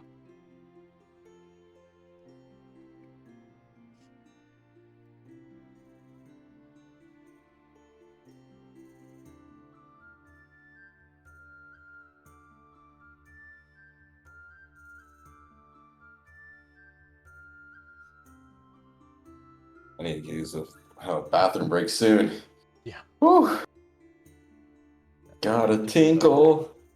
What? I think we're getting to be about usual time, midway point. Yeah. And then Yeah. especially with this long rest, I'm sure that's when we'll take it. Oh yeah. Holding it. Rax is just like, I'm not sleeping in the same thing where suddenly it might bright up or light up like a fucking Christmas tree again while we're in it. Okay. But, you know, still roll. 2d6.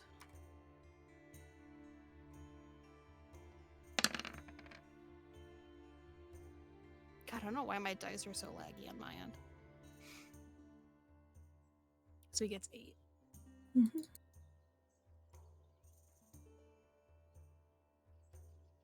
And then I will put the rest into anyone else before myself. If they look bloody. Which I think was just me and Lynn, but... Yeah, you were the only two in that, and Okay, so... 1 minute, 10 rounds. I mean, unless you're not sleeping, it's going to be a long rest anyway. Oh, then never mind. I'm not going to calculate it out if I'm going straight to sleep. Yeah. it'd be. I was saying, unless your town isn't 6. sleeping. No.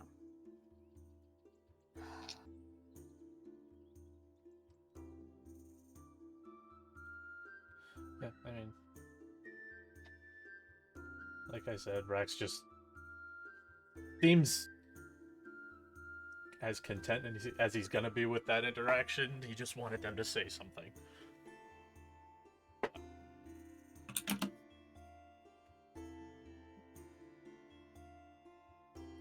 He'll hand out the charred fruit skewers, any of them that didn't end up falling on the ground when Lynn probably broke the sound barrier and everything went whoosh. Yep. Yep. Lynn's speedy. He is, but yeah, Oh, Rax yeah. will hand out those and Lynn is, as far as you can tell, asleep before you even get to that point. put him in front of or next to him on like, I don't know, a cloth, or if there's like a big leaf on the floor, I don't know. Something so that Yes. when he wakes up, or if he wakes up in the middle of Ah, the night, yes, banana leaves. Yeah, right. There's banana there you leaves. Just surprise! Suddenly there's Yep. banana leaves. Yep. well, there's like elephant leaves, which are like this fucking big. But yeah, he'll just like find something to put him on. That way, if he wakes up, he's got a late night snack. He eats grass. He's not going to give a shit.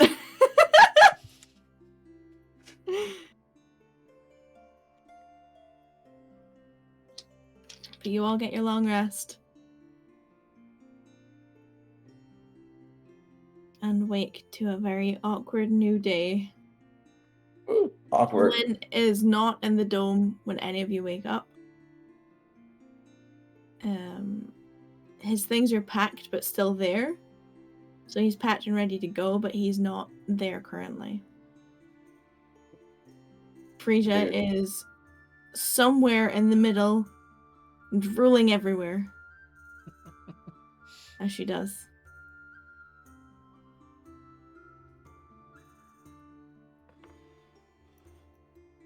She doesn't. Does she snore in this form? No, this is the drooly form. Got it. Yeah, owl is snoring form. Okay. This is where, like, you just wake up and there's, like, the big wet spot on the pillow.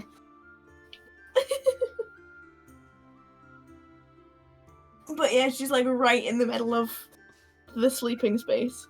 Rattan's like dutifully picking up Camp while being careful not to step on her while she's stepping over her and like carefully trying to pick up Camp in the morning and stuff.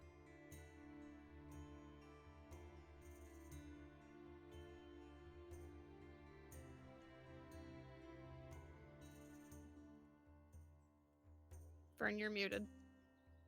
Cassian will pack up his stuff and well, whenever we get ready to go, I'll be inside the cart instead of on top of.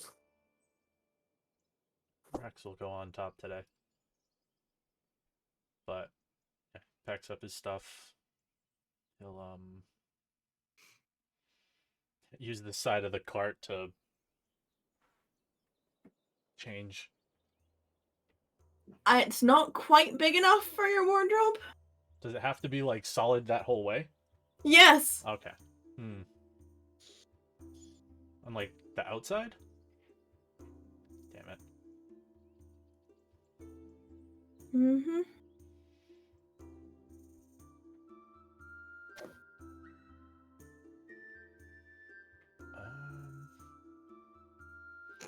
I mean, he would. I didn't realize that, but if he had used it a few times and it wouldn't have worked on certain things, he would have been like, Yeah, it's definitely not worked on the cart the entire trip. Yeah, so, well, no, it like, even leading up to that, if it didn't work on certain things other than, like, solid walls. I mean, you haven't really tried it on anything other than the solid wall, so Rax wouldn't have known before trying it on the cart the first day. Okay, well, I think he... Don't know if he has...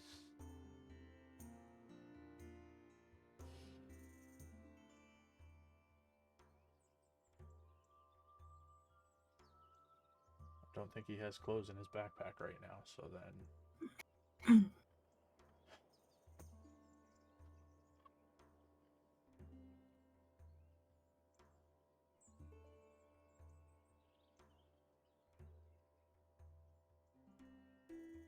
Let me take a quick bio break.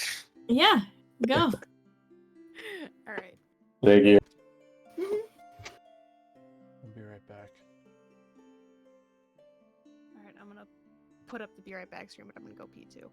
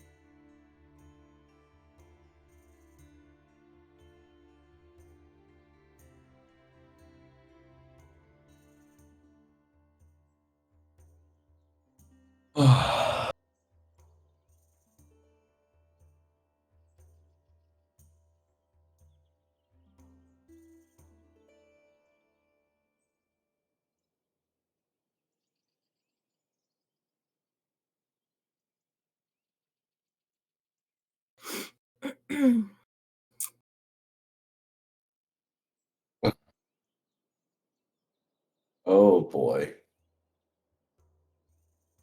Yes. No, hold on 1 second. I'll be right back.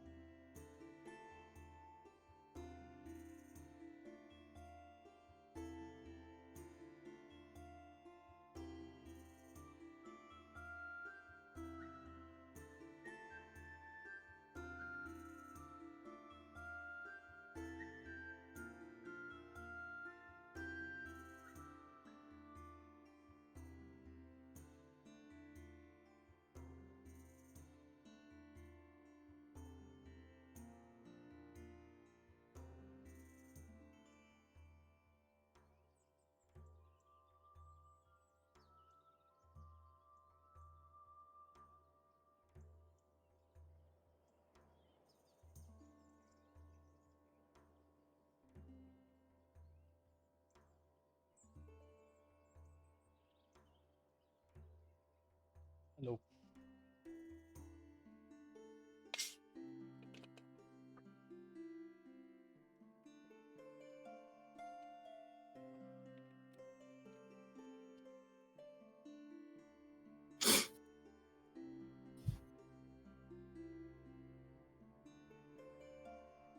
I'm sleepy.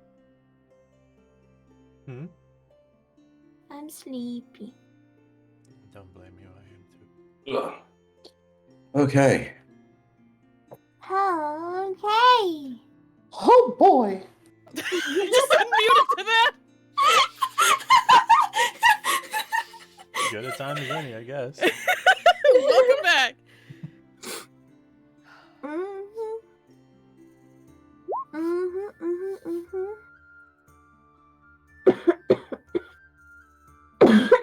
Sorry, excuse me. Huh. So, Cassian is inside the wagon. Rex is panicking. Frisia is chilling out inside on like the shelf of the seat, the same as she did the other day. No one has seen Lynn yet.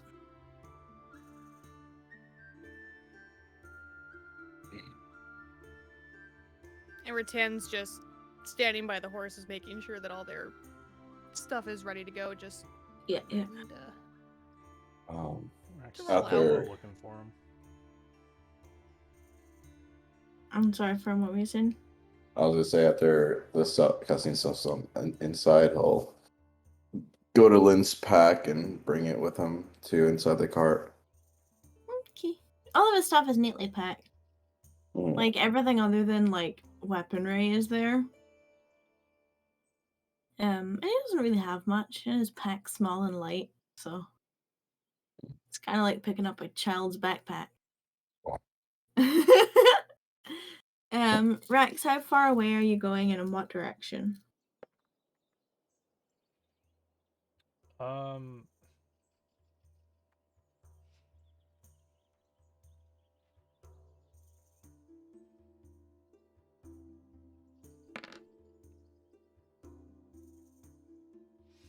Southwest.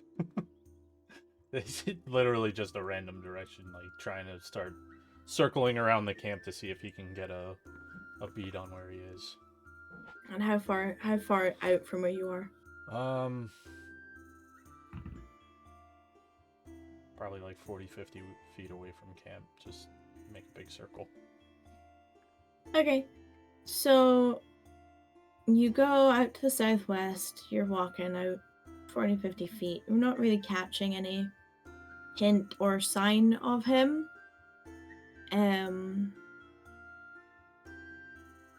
You start sort of circling where you were. Roll my perception check.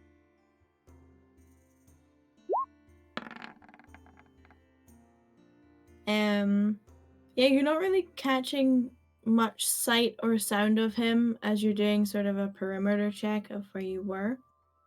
I need Cassian and Rattan to roll me perception checks.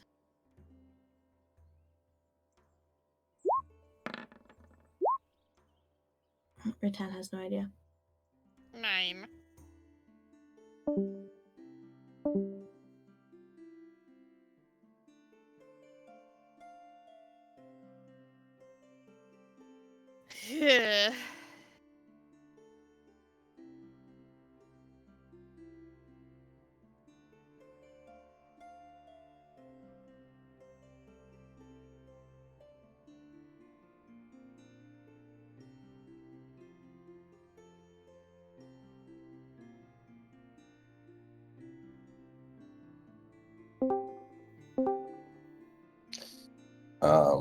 All right. As I pack things up, I'll crouch down.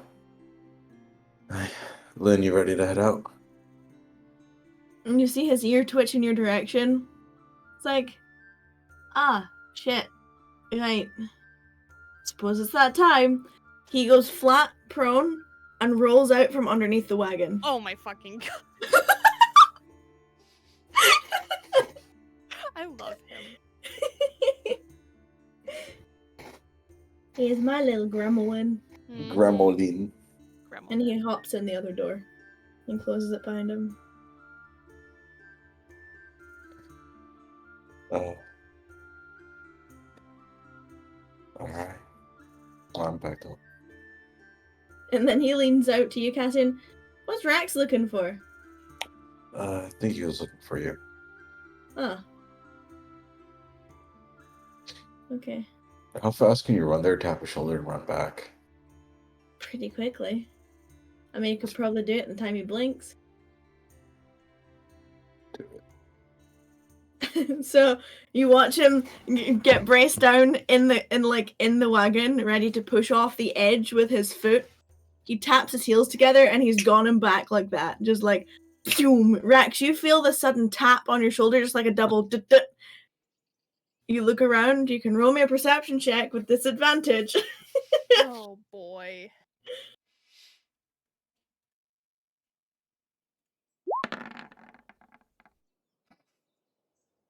You're not quite sure who or what tapped you on the shoulder, but you do see grass shifting going towards the cart, like as if a breeze is just like blowing specifically in a line towards the wagon. Since when the With the fuck can he speed that turn he invisible? the speed that he took off of actually shakes the wagon because he does push off of it when he I goes. grab onto the horses more securely so that they don't freak out. They don't seem all that bothered by it. Rax is But yeah, mildly he's like- convinced that he just turned invisible somehow and has been just fucking with him. Only because he sees like the parting of the grass, Yeah. not registering like, oh, he's that fast. It's like that little shit turned invisible. And then he sits back up and taps his heels together and then lies down on the sofa in the wagon. With his hands behind his head and he's just tapping his foot. Rax is still looking around. He does think he's invisible. Because if he didn't actually see anybody, he just saw like the... You just saw the grass split, the line that he made in his motion. Yeah, no one's there. Where the Yeah, fuck did he go now? And you see everyone else at the cart getting ready to go. No, see Lynn, he's inside. Did you guys see him? He's still looking around. Rattan Yeah. looks over her shoulder, looks like she's thinking about something. Shrugs, goes back to working on the horses. Yeah, Lynn's here, Rax. Oh. Little fucker is invisible. He climbs up the back of the car. Rattan has no idea what they're talking about, so she literally gets the...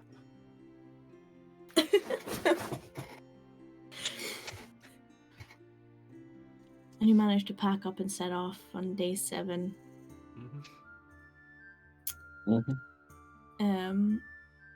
The day goes fine. You take regular enough breaks. Tend to the horses, make sure everyone's had water and food. You travel for the rest of the day. Go through all the way through to nightfall. Find somewhere safe to set up camp.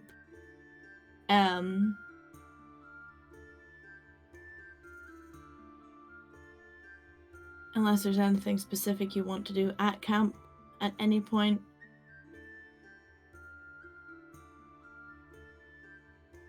No. You wake up the next day and Frasia's nowhere to be found.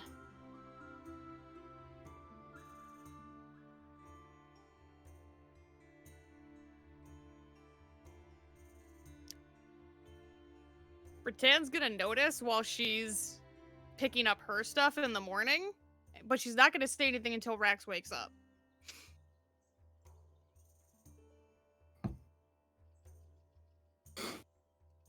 So, like, because I'm assuming it's like Lynn and Rattan first, and then probably Cassian, and then Rax. Well, fair assumption. Okay, so she'll look at Lynn and go, "You seen Frisia?" Nope. Not since last night, anyway. Okay. But then again, I was sparked, so... You were what? Sparked! Like, sparked out. I think it's the first time I've ever heard that.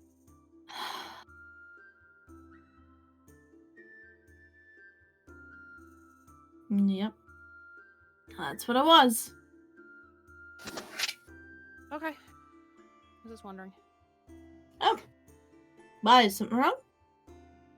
No, just normally she's kind of hereabouts, snoring or drooling, depending on the... I'll tap around and see if there's a wet spot.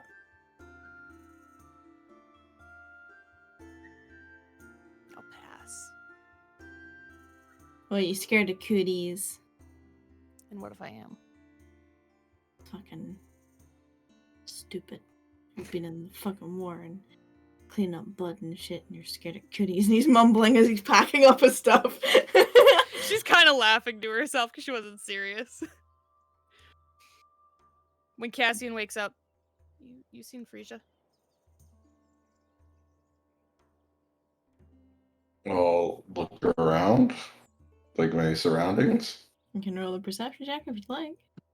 Sure. I love how when Rattan can't find something, everybody else is like, maybe she's just not observant. Cassian's still asleep in his eyes.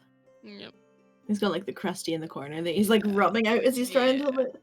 He's got like the one stubborn one that's like right in the corner. Yeah. Like trying to rub it out of his eye while he's looking.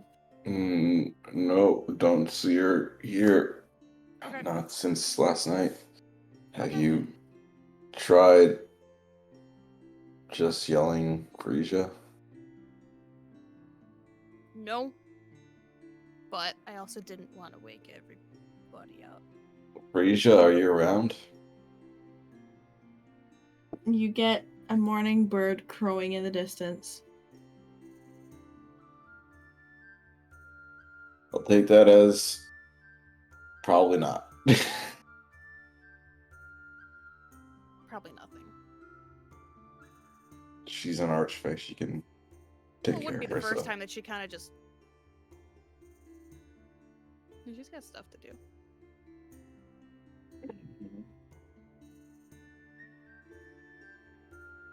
So And she'll probably keep wake up going around. now.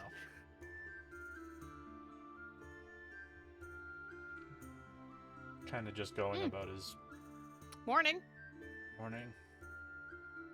Frisia say she was going anywhere?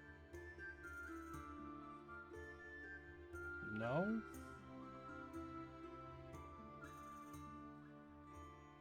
Oh. And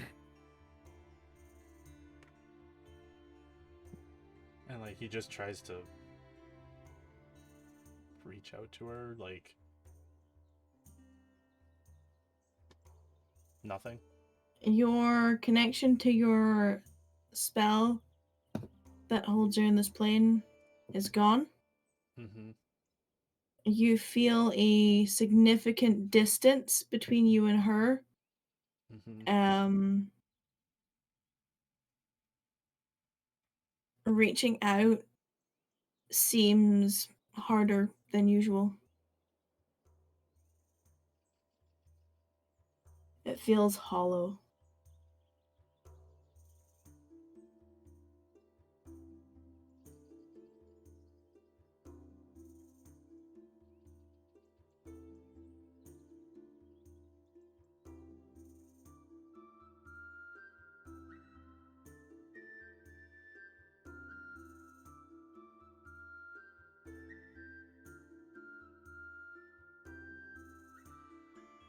Is he looking visibly upset?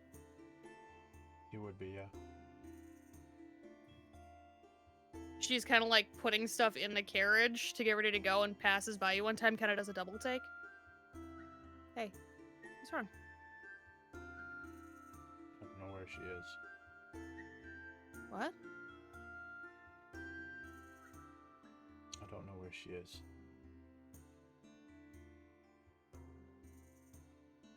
Oh, okay. Hold.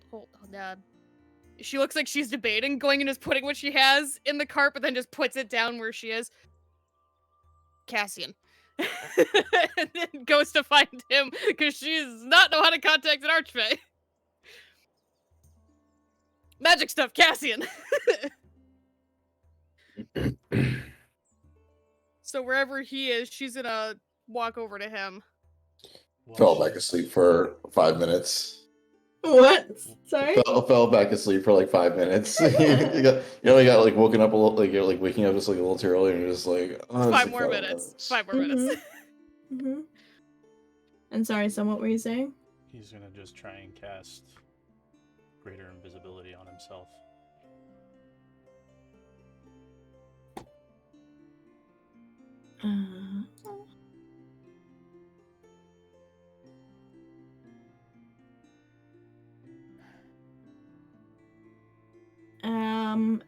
It doesn't seem to work.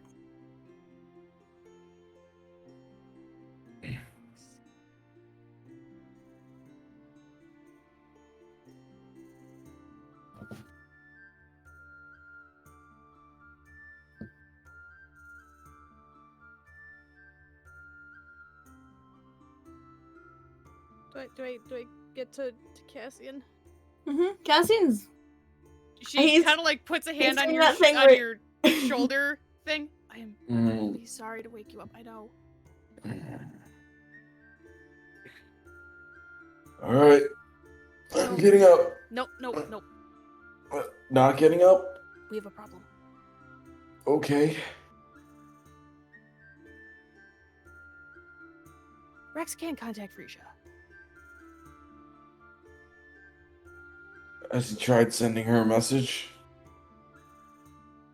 I would assume that was maybe the first attempt. He said he doesn't know where she is.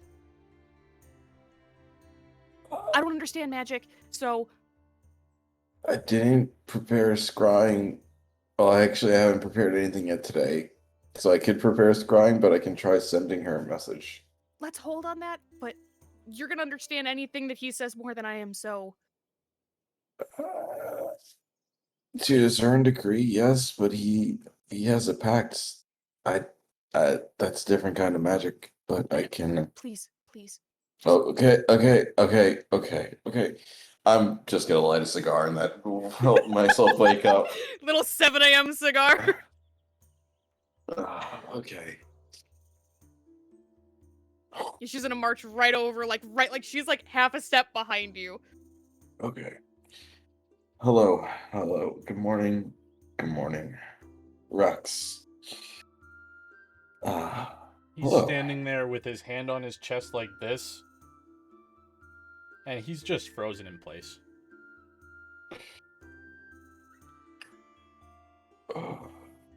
Did he turn to a statue? I'm gonna find out. And I'm gonna put 5 points of lay on hands at him and try to unpetrify him. He just looks over at you, like, not saying anything, but it's a look of, what are you doing? Hello. Okay, he's not petrified. Rex, can you explain what's going on? Well, judging by the fact that you're talking to me, I'm not invisible. So I don't have access No. to Frisia or any of my magic right now. Oh, Any of your magic, or because you have innate magic, right? He casts message and he's like, yeah, think I still have that. Rattan's scruffing her hair because she's now realizing what this is like. Message is his sorcerer cantrip. I mean, you can cast, but you still have to say something to someone. Well, no, that's what I He's said. saying what he said. He said, yeah, I think so, but he like whispered it Okay. into his hand as he sent it. Okay. Did it come through? Okay. Stupid question. Does this remotely feel like what happened in Moncade? Yeah. Oh. Explain what happened in Moncade. She turns around and just starts muttering curses under her breath in Celestial. Oh, okay. I understood all of those. You know what? This Any of is. them. Yeah. I will eventually. Anyway. Okay. Let's do some action. Let's do some movement. Let's start packing things. Explain as we pack. Let's talk, because idleness is the bane to thinking right now. Especially right now. I like that. have I to like sleep. that. Rex She's just just picking starts up the hollowly shit that she packing. put down. And then once he's done, he just sits in the cart. No. Explain while you're packing. I need you to explain. Someone explain what happened in Moncade. What were the circumstances? Are there any similarities between Moncade and now? Was there anything leading up to Moncade and now that are similar? Can't cast spells, I can't talk to her, she disappeared. That's what happened last time.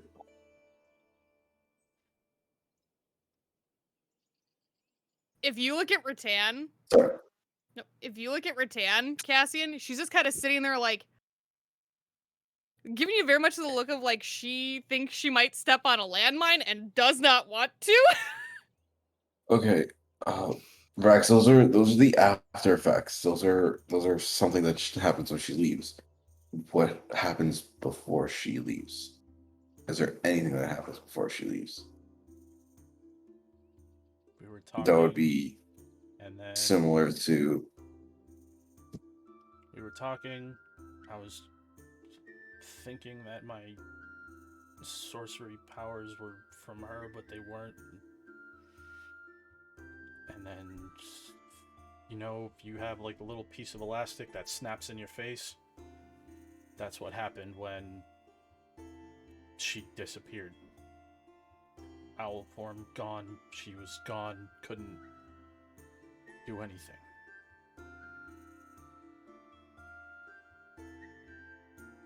So something about the sorcerer's powers. This is now, or this is Moncade? This is Moncade. From my Okay, understanding, Moncade. she was upset about it, but that's really all that I know. Okay.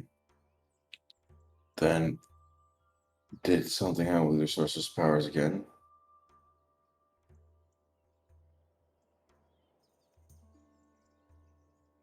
Don't think that's an issue now, so no. I mean, I was. So your sorcerer's powers are the same as they were last time. Oh, I tried doing the thing that you've done a few times. And he like makes the motion that you make when you do the shield. But I don't think that's it. Okay. Well, if nothing has changed in your sorcery powers now and then it might not be sorcery power, right?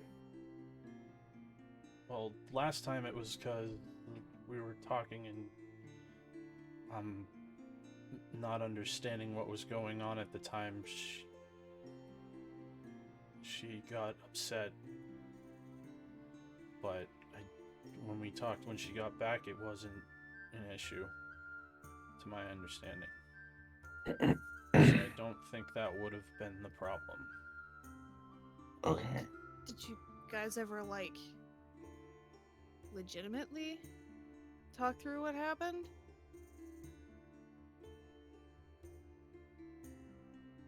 As much as we talk through anything, it's not... doesn't happen.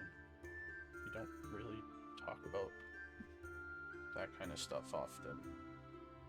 This is dark.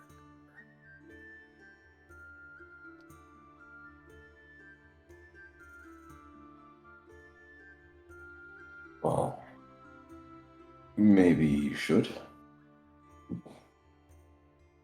It's I really guess- hard right now. Well, yeah, it's yes, that's kind of the point. It's defeated on that one.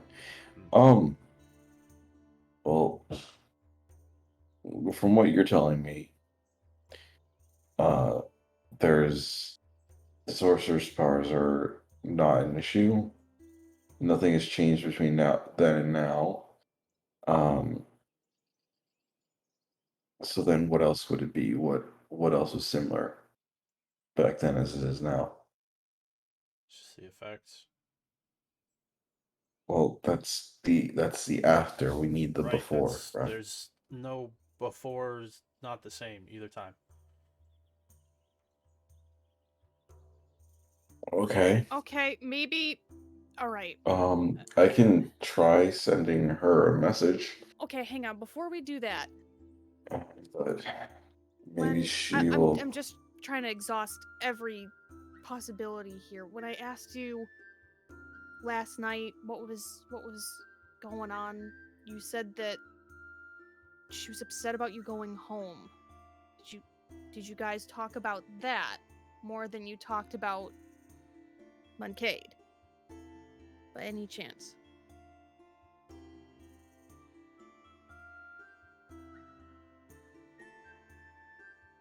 Did you talk to her after you and I talked? No.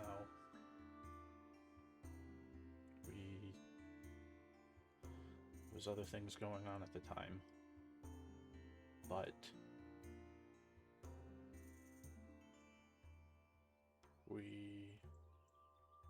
well,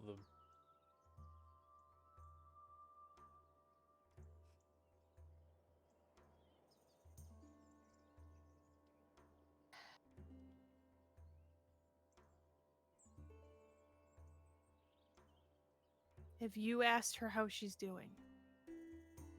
no.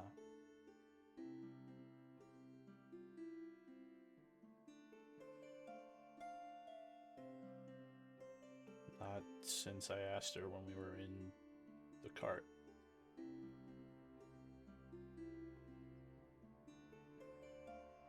Okay.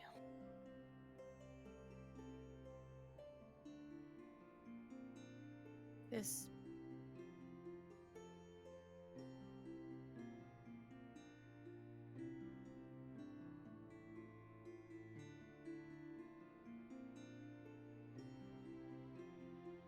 You said she was upset that you didn't ask her about going home, right? Mm-hmm. And then she kind of looks at Cassian. He told me that I guess she was upset that you managed to get him to contact home. Hmm. Well,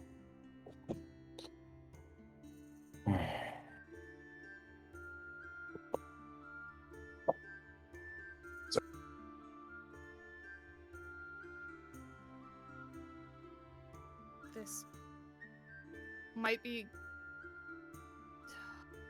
This may be a trench I don't want to step into with you, but please don't. Please know that I'm trying to help.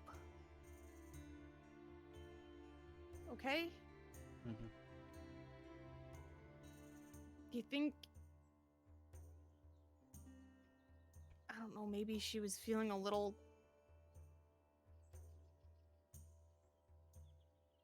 unappreciated? Unimportant? Possible.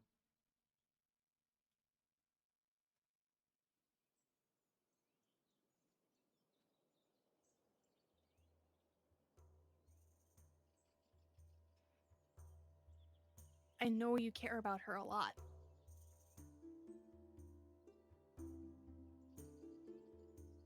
And I know you're not great with words. And I know that you care about us a lot.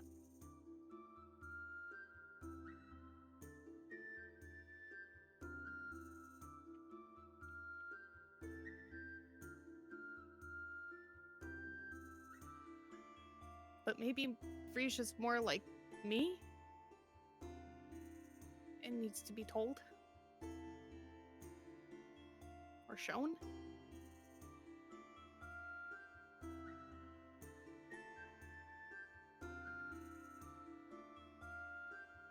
I don't know if that's the right thing. I'm probably the last person to talk.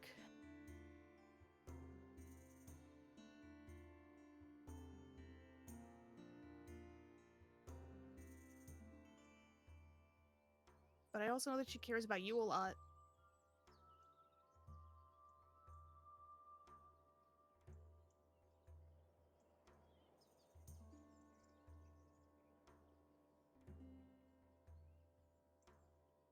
She kind of looks at you, Cassian, like, okay, help, like I ran out of material.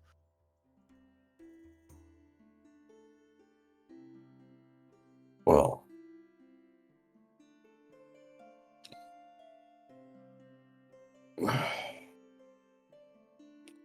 there's a lot of things that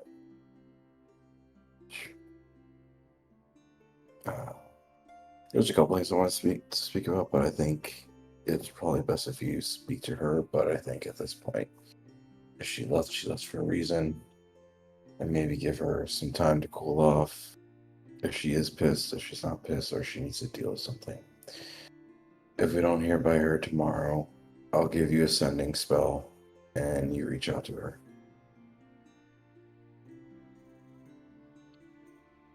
Or you ask me when you want to reach out to her. How does that sound? Okay. So I think that being said, you should probably stay indoors and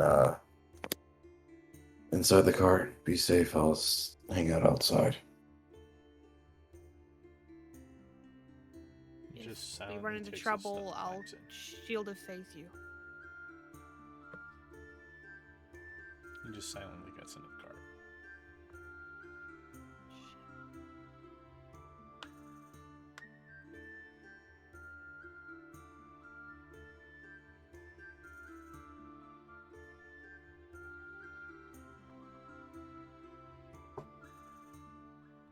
You pack up, you suit up, and you get on the road.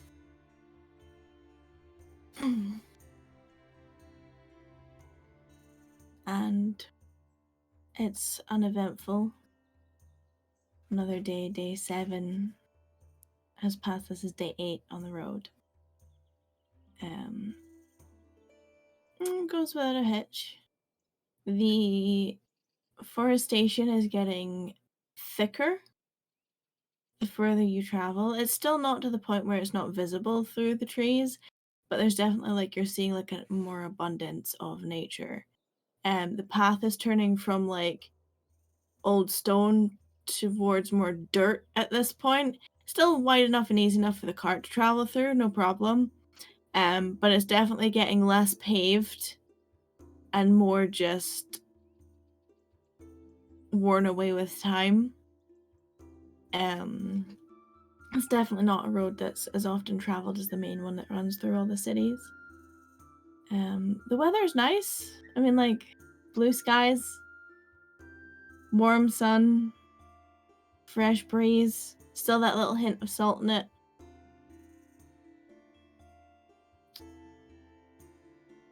You stop as regularly as you need to for the horses, for yourselves. Zoe, question. Yes. Would I recognize the magic that Rex used to try to calm down Rattan?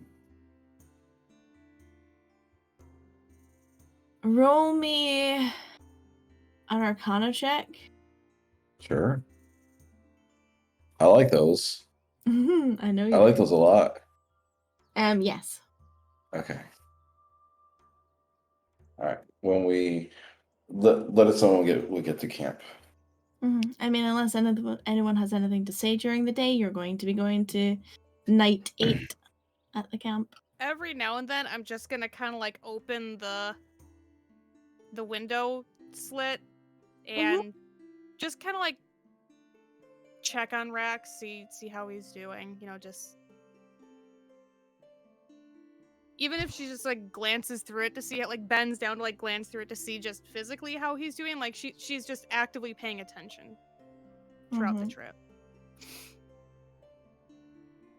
If I'm assuming on the roof, then Rax is Yeah. inside, his legs across the seat. He's just kind of like sitting up. Could be sleeping, could just be there.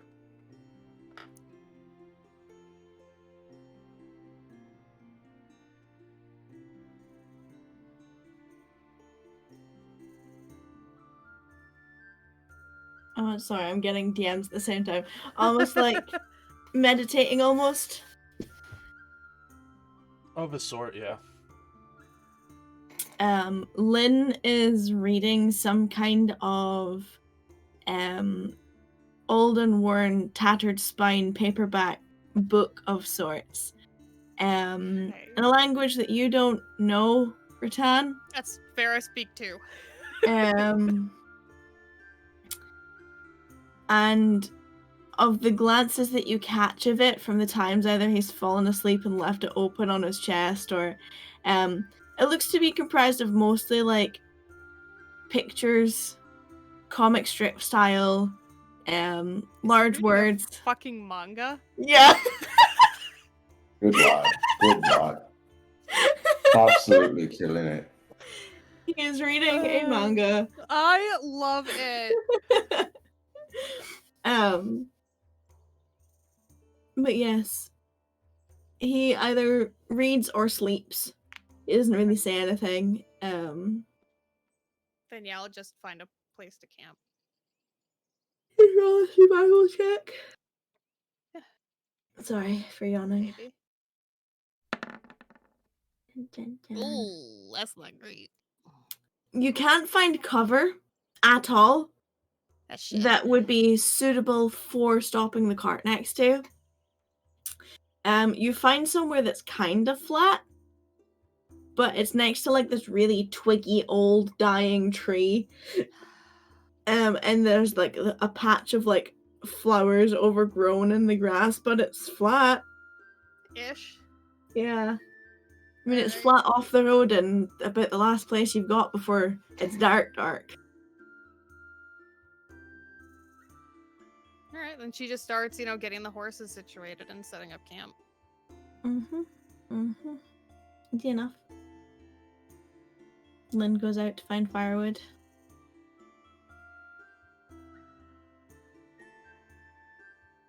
Oh, sorry, excuse me. As setting up camp, you mentioned to Rax. Do you think it has to do with the magic you used the other night, Rax?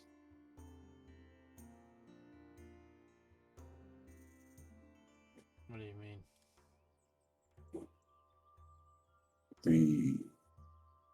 The one they tried to use to get Rattan under control.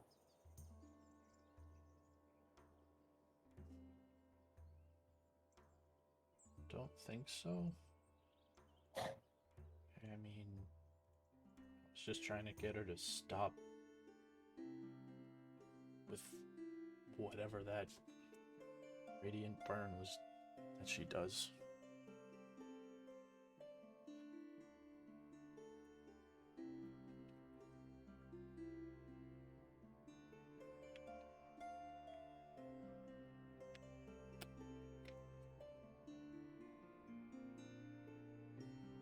I don't think she would want her to continue doing that, so I highly doubt it.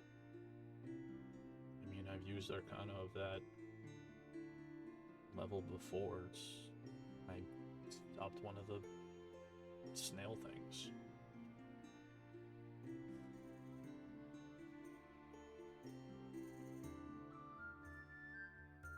Wow. That's the only other thing I can think of leading up to.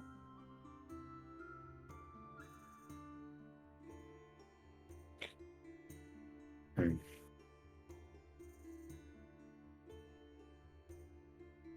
I don't know. Do you know?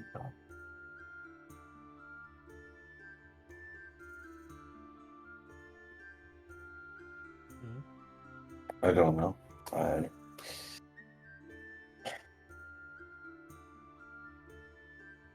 Just slightly off from camp, you hear like the thump of someone's pack hitting the floor.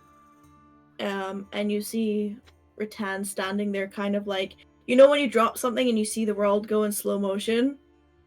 That's kind of what Rattan is doing right now. She's just dropped her bag and she's just kind of looking at it like, oh. Rattan. Kind of absently still staring at the pack that she dropped. Yeah. You alright?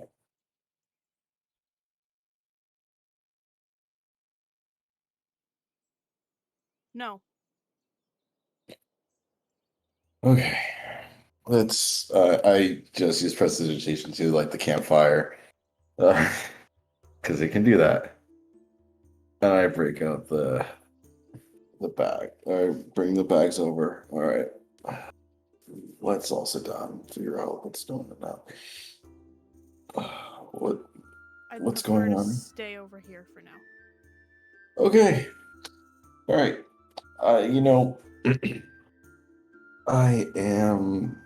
Well, I don't know what to do anymore. I'm gonna. Do you want time to yourself, or do you want? Do you want? I guess the question is, do you want company, or do you want to be alone? Can I just talk to you for a second? Yeah. Yes, you can. You definitely I can. have a question. Okay. I will answer as much as I can. Whatever I know. Okay. Did Cassian dome yet or no? I haven't even done it. I just like moved the stuff over. Okay, so are you walking away from the campfire? Oh yeah, I don't want to have this conversation near them. Okay. Lynn is digging through his bag for something as you guys are walking away. Bear with us some.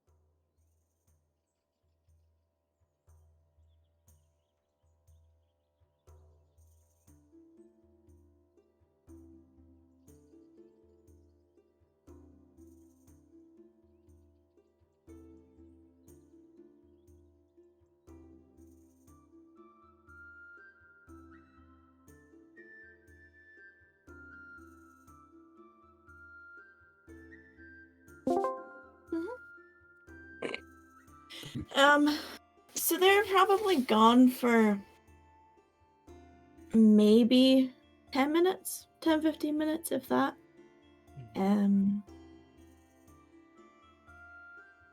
Lynn sets up his stuff as he would. Throws a sleeping bag out, tosses his like pillow thing, like it's essentially like an inflatable pillow. He just tosses onto the side with it. And he doesn't really talk about anything, like he's mumbling to himself, but it's not anything coherent.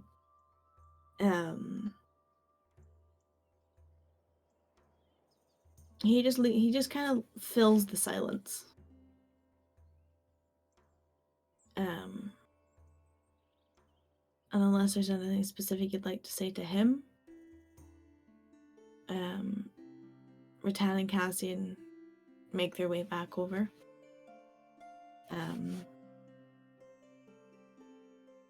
Lynn sees them coming and starts rummaging in his bag again.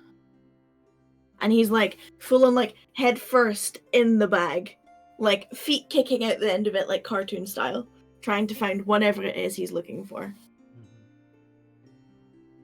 Oh, I don't have minor image. Otherwise, I would make it look like a hat.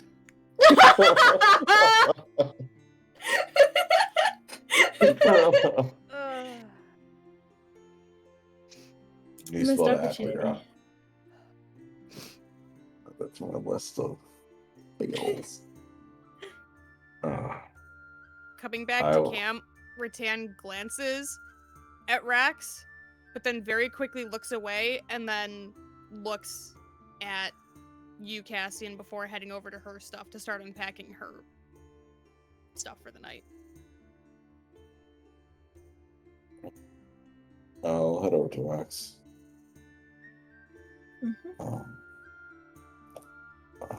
Rex. I think probably not right at this moment is the best time, but at some point, Rattan had questions about what magic he had tried to use. I explained it, what the magic was, and that you were trying to help. She really is kind of shooken up by it. So it might be something you might need to address with her at some point. Just wanted to give you the heads up. Okay. And I'll start grabbing some logs and throw it on the campfire and stop my right up- fingers and It's right up at this time that Lynn pops out of his bag. He's like, I still have marshmallows! And he pulls out this packet of like jumbo-sized marshmallows and then rips them open, dropping a couple, and then scrambles around looking for one of the thin sticks that he picked up and grabs a marshmallow and squeezes it on and then goes, who wants one? Anyone? Yes, please. Actually, a double. And then he like squishes it down and puts another one on, like desperately tries to get another one on the end and then hands you one. And he grabs another stick, does the same again and hands it to Rattan. And then he grabs another stick and like waves it at Rex. Sure. 1, 2, 3. One's fine, thank you. Squishes one on the end and hands it to you. Is 3 an option? Sure, if you can get it on. He lobs one at you. She tries to cram it on her. They're like the proper big Oh yeah, marshmallows. Do it height-wise, not length. They are lengthwise. They're longer than they are wider.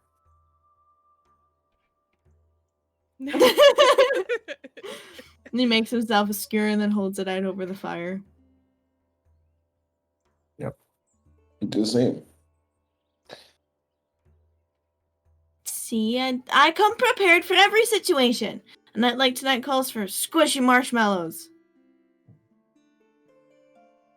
Indeed, it does. Indeed, it does.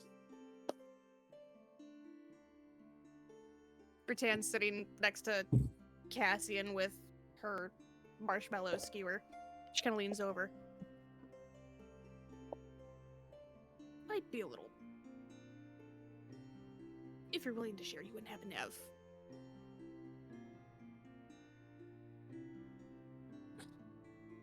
We getting drunk tonight! Hey, whoa, we're not getting blitzed. Why not? We're You on have the a road. cart in the morning. Cart drives itself. You'd like to think that. It kind of looks drives. so It kind of drives itself. It just doesn't think for itself. I mean, all you have to do is slap their ass and away they go. Well, if one of you would like to ride up front with me tomorrow and learn how the cart drives itself, I'd. I mean, I could just talk to them. I had in the flask while this conversation is happening. She takes a polite drink. Like this is not like, you know, being greedy with the liquor. She's being respectable. It's not hers. Go for it. It refills in the morning. Wait, what? Have you ever seen me refill that flask? You know, it was never something that I stopped to think about. And then as she's passing it to Lynn, she takes one more and then passes it. He is not respectful about it. He proper swigs from the flask, and then he's like, he looks at you, he looks at you, Cassie, and then looks at Rex, and then kind of like motions it towards Rex. Rex just kind of like looks over, just shakes his head. He's like, all right, more for me. Takes another quick swig and hands it back to Cassian. No, it's between you two guys right now. I'm gonna just enjoy the cigar and calm my nerves. Kind of looks at Lynn out of the corner of her eye. I mean, I did say we getting drunk tonight. You guys should go shot for shot. I would outdrink Rattan. That's the point. Absolutely no problem. Thank you. It has been a long time since I have tried to go shot for shot with anyone. And it didn't end well. Or you or the floor. Both! Actually, There is absolutely no way you would outdrink me. no, I'm admitting that. Yeah, so drink up.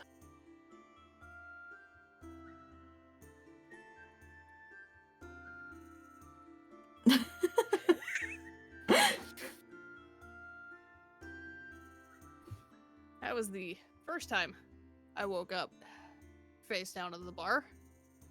Late for drills. Also, you can kind of just... Can you just cure your own hangover in the morning? Now I can. I couldn't back then. So what's the... Exactly, so what's the problem? That I don't think liquor can solve my problems. I mean, liquor doesn't solve anyone's problems. It doesn't stop you drinking it. Liquor only solves the problem of not having liquor. You guys both did it at the same Yeah. time. Alright, a couple more can't hurt. I'm not. It's a Wimp. preference thing. Wimp. Wimp. And he gnaws one of his marshmallows off his stick. I'm going to cast protection from poison on myself. Okay. Because now he's called me out. Mm-hmm. And that lasts for an hour. Mm-hmm. And it gives me advantage on saving throws against being poisoned. Okay. So That's fine. I'm still probably gonna lose. Oh yeah. Because he also gets my +4 because I can't just not give it to him. He's also immune to poison. Oh my god, he's a fucking... I forgot that he's... Yeah. There's no fucking way. Boy. Yeah, No. Rattan's gonna get a little, Oh, great. I don't think there's any way that I can not. The first time, you're okay. After And that, then- she's and then it she just forgets. hits. Mm-hmm. Then it hits. Mm-hmm. Yep. Mm-hmm.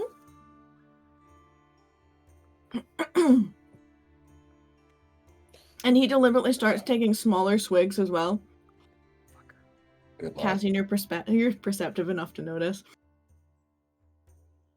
There's some that he actually acts like he's doing it and doesn't actually. He puts his tongue on the end of it to make a This stopper. dick. So, I know that we've got other stuff going on. I've issues. A lot of We issues. all have issues. Yeah. A lot of issues. You have issues. And she kind of like motions at Rax. Who now you'll realize is now laying down. Party pooper. What are we gonna do about the veil? Get there in a few days. I know that. Well, what else? How are we gonna find the person? I guess that's ambitious, assuming that it's a person. I don't know, just walk up and ask someone? I thought we were supposed to be subtle about it.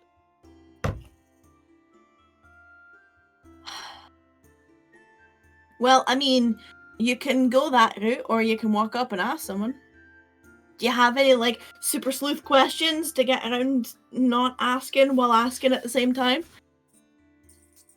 That question goes way over her drunk head.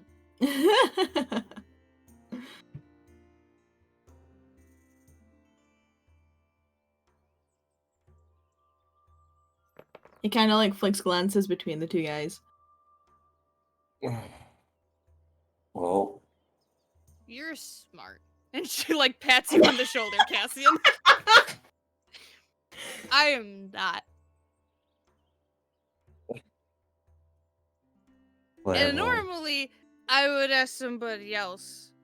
But I don't think he would tell me anyway.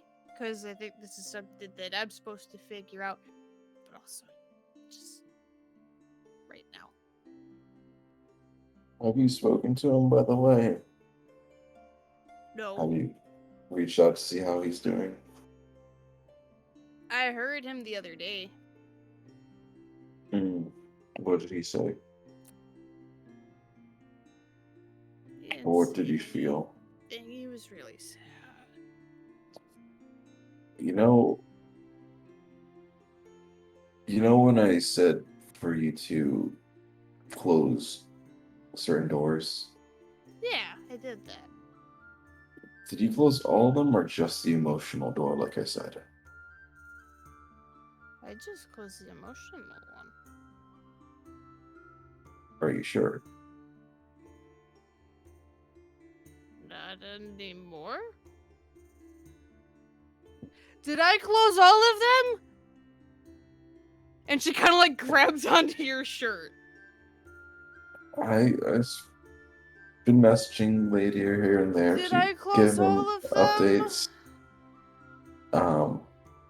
But I think you should, while you should always trust in yourself, you should also verify.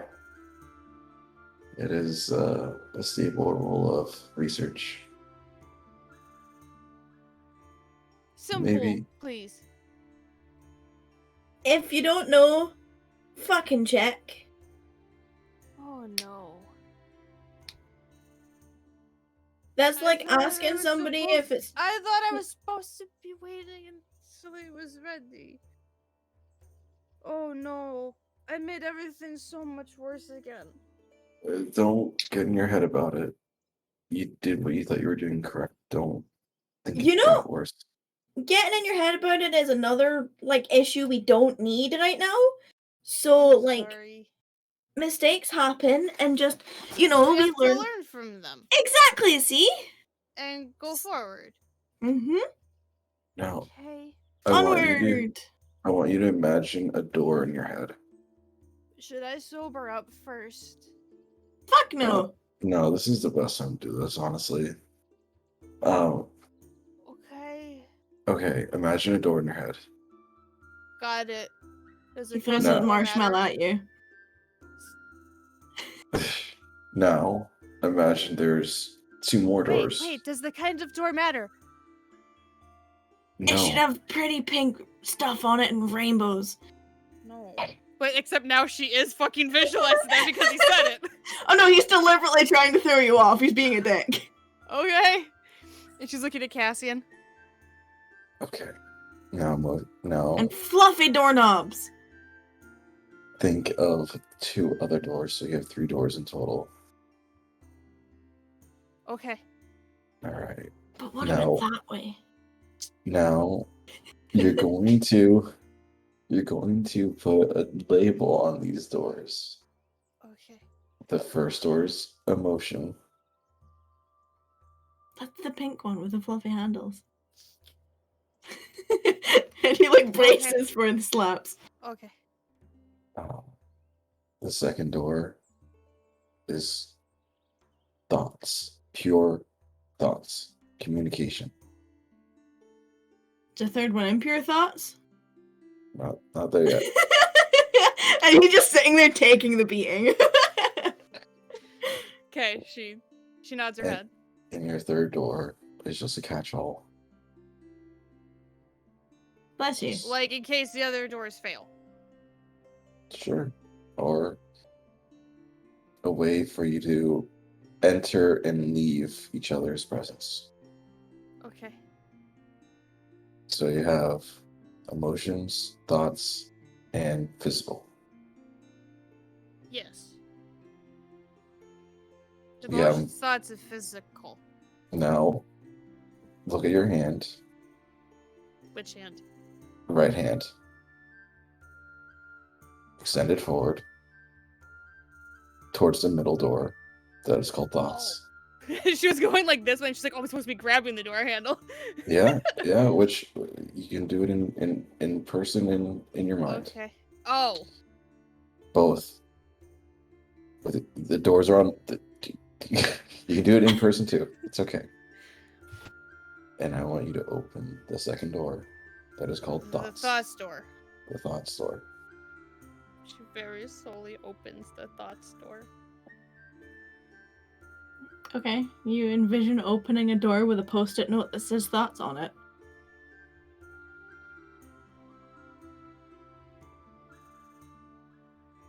That what? Now just think thoughts too late here.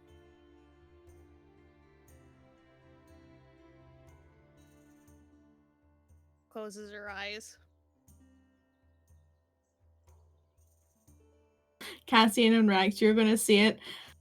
And I need to roll a check for this. Oh no. You see Lynn very slowly starting to get up, like he's trying to be quiet while she's got her eyes closed, and gets himself up and starts like tiptoeing towards Rattan, closing the distance. I Oh look no. at him. I just go like, And he pauses.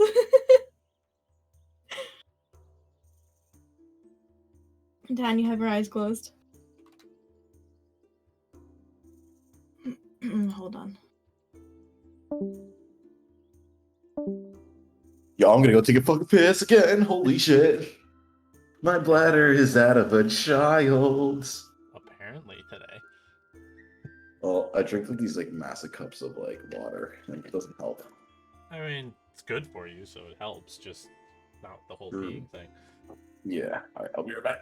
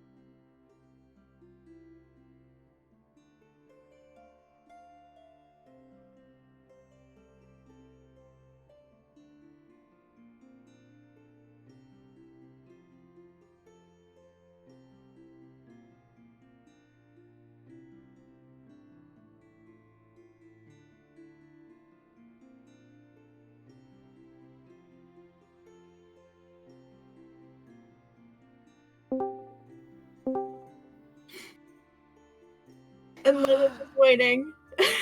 Yeah, of course he is. And then he like waits the moment, and then like when Cassian drops his guard, he like sneaks up and stands with his hand right next to her face.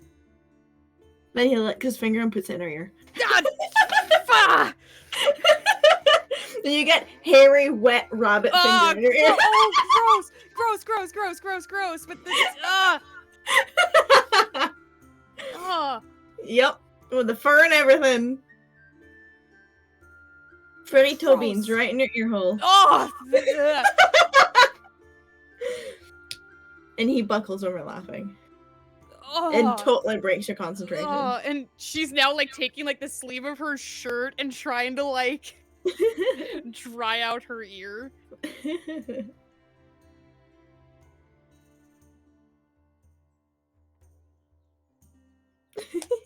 Hello, sorry. No, Back it's on. No, okay. you're fine. Lynn just wet willied me while my eyes were closed. Oh, fun. But then she opens her eyes and a smile spreads across her face, and you see her clutch her holy symbol for the first time in a while. And then she just turns over and very drunkenly hugs you.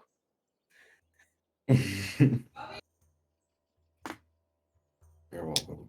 You're a good I'm- friend, Cassian. I'm I'm sorry, I'm trying a not piece of to- shit. You're not a piece of shit. I'm trying not to meddle. And let When you I'm guys do being your a own thing. dum-dum, she like grabs your face and makes you look at her, and she's like way too close. When I'm being a dum-dum, it's okay for you to meddle. Meddle. Hey, Remind me that I Yeah. said that later. I am drunk. I And will she lets remind go you. of your face. Okay.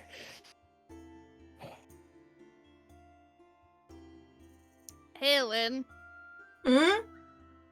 Even though you just stuck your really gross, wet, furry toe thing in my ear, you're kind of okay. That's rude. Kind of? Okay. Well, I don't. And he like hops over to you with an extra marshmallow, Rex, and plops it down on your chest, and he goes, "You hear this shit? Kind of okay." Hey, I don't know, like, where we stand with, like, what you're okay with, like.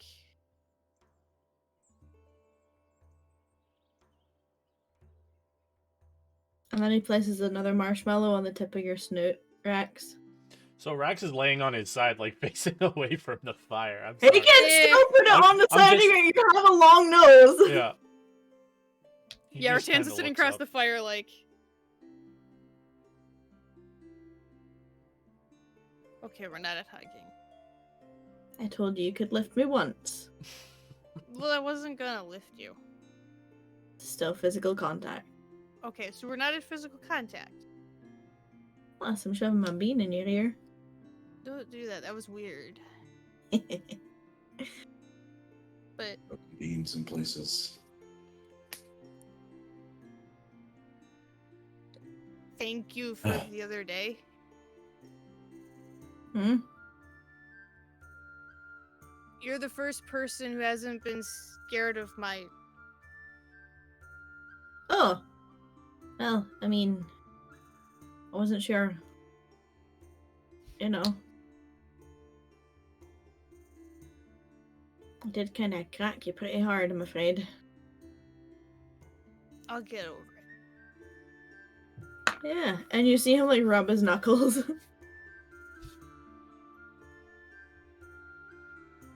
Lynn, I really do appreciate you. I've noticed you being there for me, and it means a lot. That's kind of what we do as a group, no? Lynn, just What? I'm not good with my feelings, and I'm verbalizing them. You're also not good with alcohol. And I should have placed a bet. She kind of like looks at the flask that's like next to her. I've had a lot. Hmm.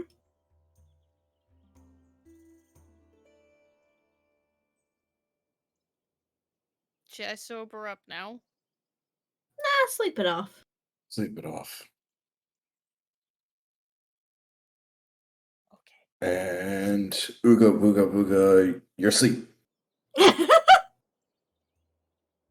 Does that work? No. Lynn's gonna go up behind you and hit that pressure point in the back of your neck to knock you out.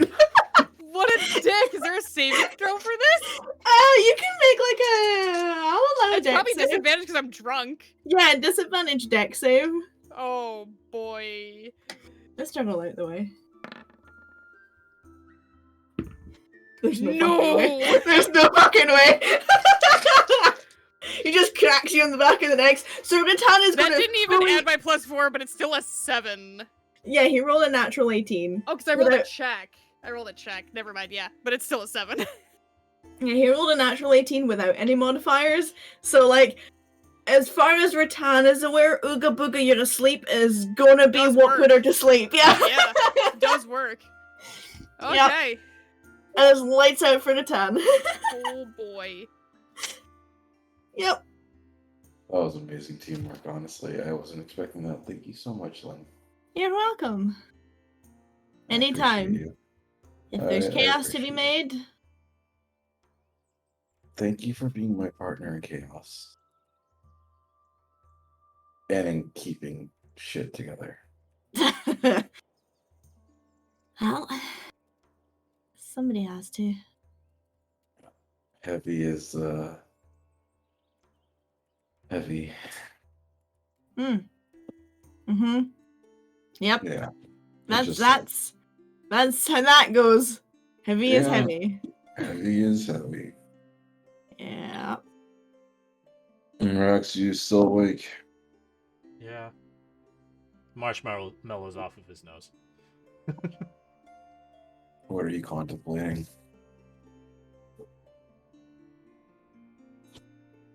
I don't know.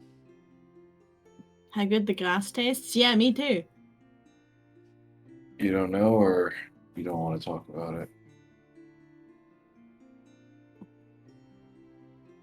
Both. Or you're not ready to talk about it? Yeah. Well, I feel like an ass.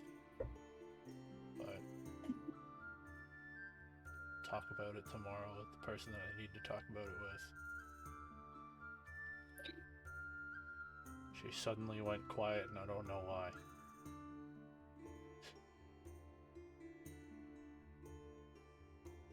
been a couple days.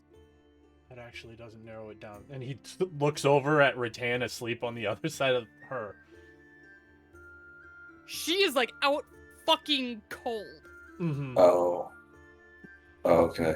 Sorry. The other one, I don't even know what I'm gonna say, ask, talk about.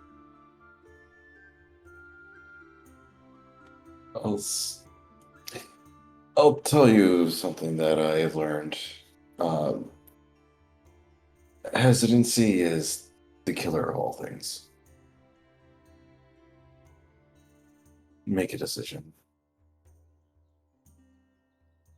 I butchered that so terribly. When Andrew says it, it's so much better. But God, Heavy is heavy. God. I am so sorry. Can we make organized chaos merch that just says heavy as Heavy is heavy. Heavy is heavy. I would I'm love ordering to. everyone hoodies that say heavy is heavy in the new year. Heavy is heavy. You could probably put it up on your thingy store. Oh, I will. Oh gosh. Fucking lord. Ah, Yes, Yeah. everything sounds more profound when Andrew says it. close. But yeah. Don't hesitate. Decide and act.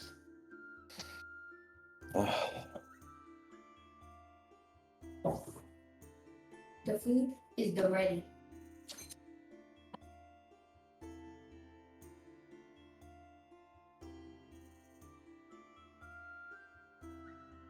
He doesn't say I- anything more. He's just laying there.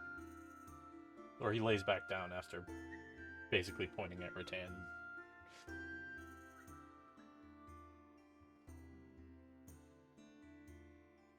Alright. Oh. Let's see if this works. And good night. Lynn is going to attempt to smack Rax. So make just a normal dexterity. Well, actually, you're prone, so technically it's a disadvantage. A little sleep ninja. I love how this is Ooga Booga go the fuck to He's sleep. out.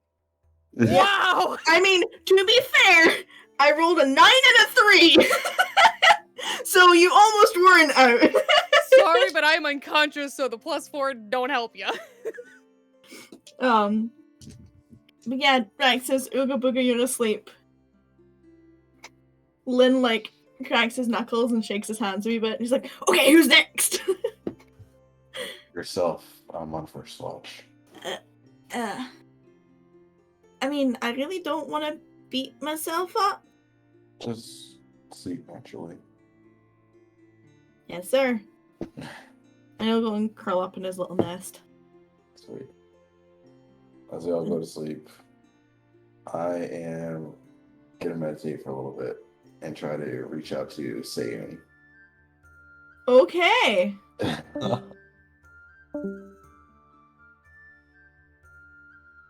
What?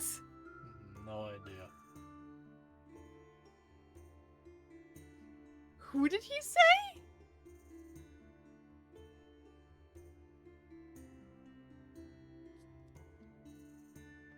Wonder if that's the name of the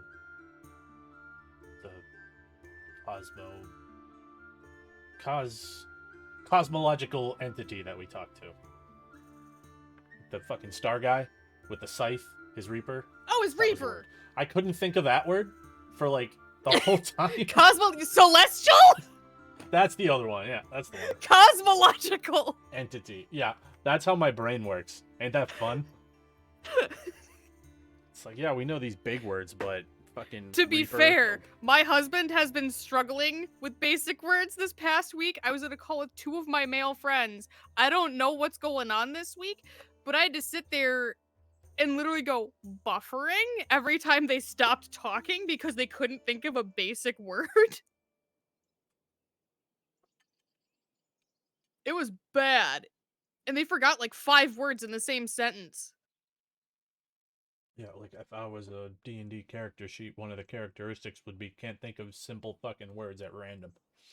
I mean, I said stummy. That's mixing words. That's similar but different. I tried to say stomach and tummy. Oh boy.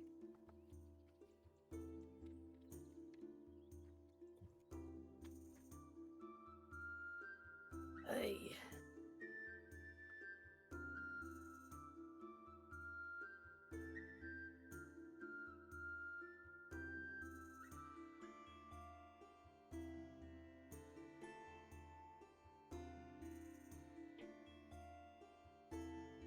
God, my tummy is so freaking growly right now. I'm not even hungry. It's just being talkative. It's just reminding me that it's there. Like, hey, don't you forget about me. Hey, get out of my sandwich. No.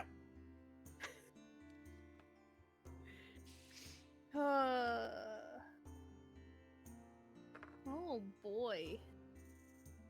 Mm-hmm.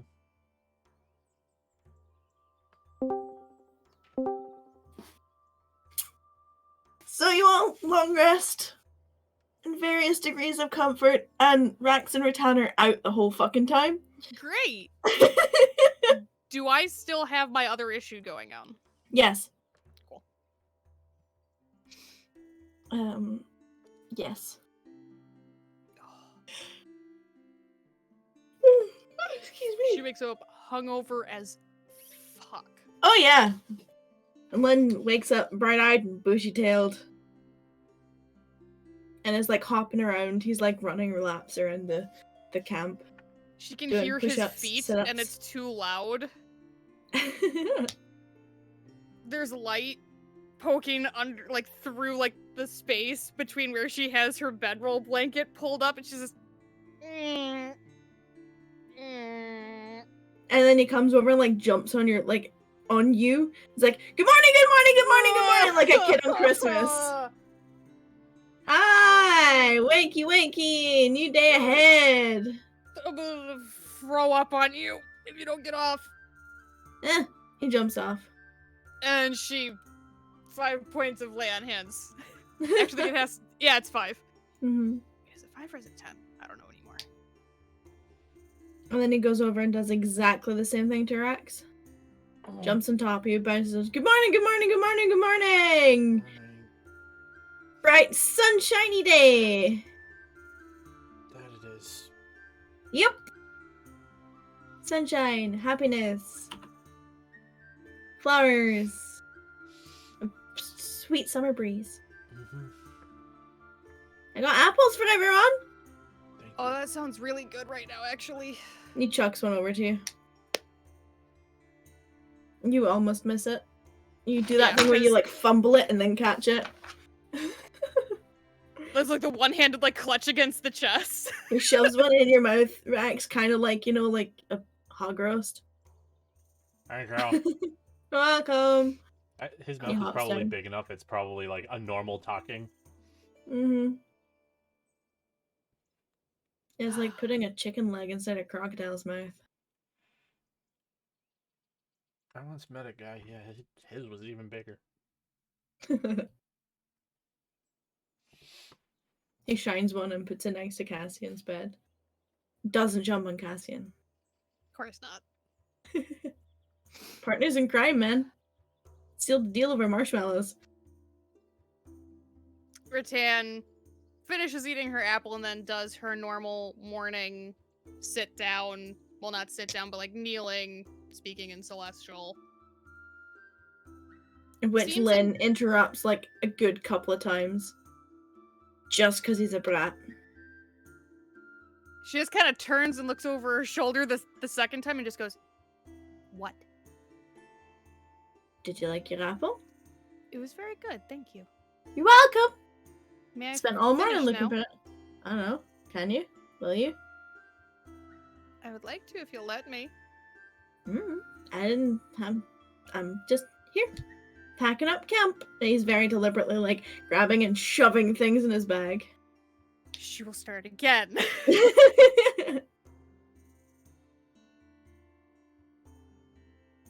Rex fell back Um, asleep with the apple in his mouth. Well, if he chokes, it's his own fault. He went on his side. He's avoided choking on his own before. I know that if I lay on my side, I will vomit that way. And Mm-hmm. Rattan finishes her... Finally finishes her... Yeah. And then gets up, starts packing up her bedroll, stuffs it with all of her other stuff, and starts taking it over to the cart. Then does the same. He stuffs all the stuff in the bag and he like throws it in the cart. He doesn't even place it. He just throws it in and hopes for the best. Hey, Lynn? Mm-hmm. How many apples did you find this morning? The few? Can I have a couple for the horses? Sure. I mean, they prefer sugar cubes. I don't have any, so... And also, I guess I could technically... Don't. She's now imagining what is it, 45 pounds? Of sugar cubes would look Yeah! like diabetes. Oh god, that's a lot. But also, it would dissolve in the absolute cacophony Oh of no, water that it would I know, produce. but she's not actually thinking of doing it, but she's just like, well, you know, I could, like, amidst all the other stuff, just, like, drop a couple of sugar cubes. Apples are the next best thing. She walks over to the horses and feeds them each an apple. I appreciate it, I think. And she's just giving them the good face scritches, telling them they've been so good.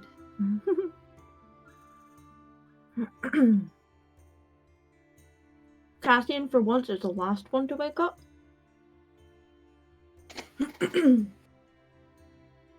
And you wake up with an apple in your face. Mm. Like, you're on your side. You wake up and the first thing you see is an apple just, like, right here. Okay. Morning. Good morning. Scritchy, scritchy, scritchy, scritch. That's the horses, not you. I would just imagine Rattan walking up and scratching Cassian's beard. Yeah, she would never. Unless she was really, really shit-faced. Way. Oh boy.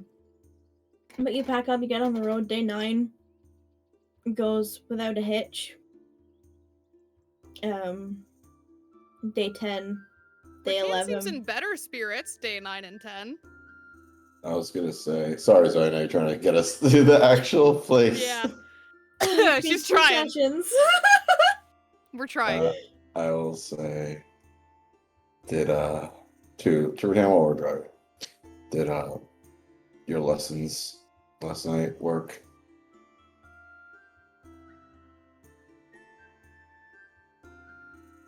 How drunk was I? What lessons? She's Ugh. Are you're talking about the door thing? Yes. Oh, that went well. Good. Thanks. Good. Did I not say thank you? Thank you. No, you did, but I wanted to make sure it stuck. Yeah, I mean, Nothing like drunk visualization, right, Lynn? I mean, drunk is one thing, but I'm sure Rax can testify to medicinal means. As long as you get there. Mm-hmm. she kind of like, is Cassian on the roof again? Yeah. She kind of like turns and looks up at you and gives like the face.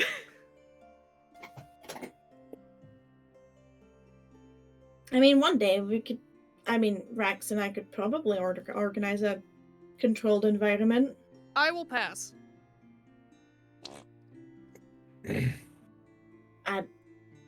Okay.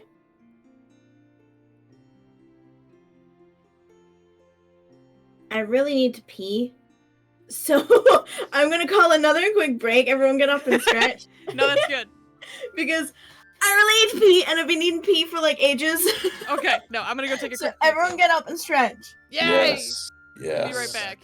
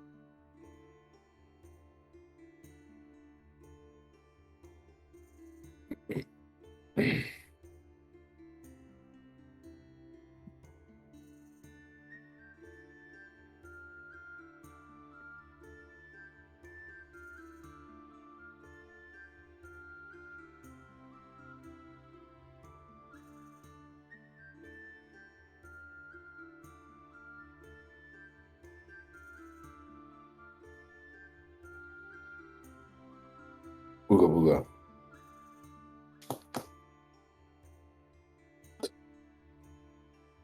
Ooga booga.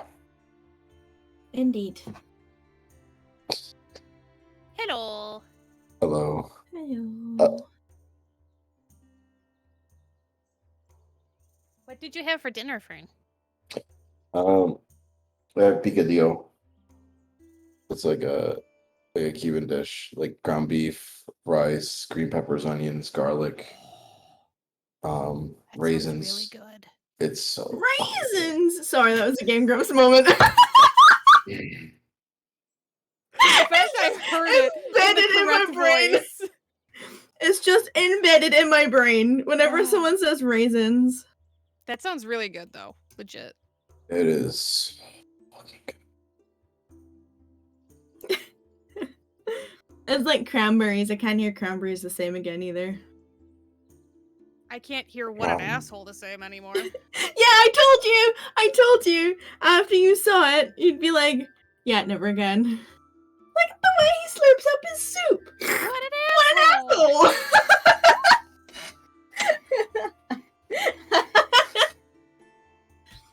Oh, God. Never, ever will I be able to hear that the same way again. It's like whenever someone asks me where something is, I can never Somewhere. not ask them, have they checked their butthole? As you I've should. been doing that now, too, and I blame you. Me? Mm? Psh, Have you checked your butthole? have you checked your butthole? Skeet up, butt up, butthole. Butthole. Yeah. Mm-hmm. Yep. That's my brain. Okay, so day 9, day 10. With the night when we get back to camp. Or Uh-huh. when we On make day camp. 9? Yeah. On day 9? Okay. Yeah. I'm sorry. No, it's That- okay. There's something they. It's no, Rex it's wants to okay. pull Get to Rattan the aside to Obsidian talk Trail about. eventually! No, I'm We're- taking the piss. Go. Rex is gonna go up to Rattan and say, "You got a sec?" and kind of like nod his head away from camp. She's like getting the horses situated, like giving them like good face scritches and stuff when you come over. Yeah. Yeah, give me a second here. Yeah. And she makes sure that they're all like secured and stuff and stuffs her hands in her pockets and follows after you. What are you talking about pockets? Girls don't get pockets. We get like they're like half in, like up to here because that's as deep as her pockets go. I'm sorry, I feel like Leodir is a classy enough guy to design actual pockets for her. Fair. Accurate. Going probably a little bit further than you and Cassian went away from the camp because Rax knows both of them hear fucking everything. She kind of like looks around while we're walking away and goes, well, I would make a joke and ask if you were planning to kill me, but I think that would be in kind of poor taste right now. I think I could even fucking put up a fight right now.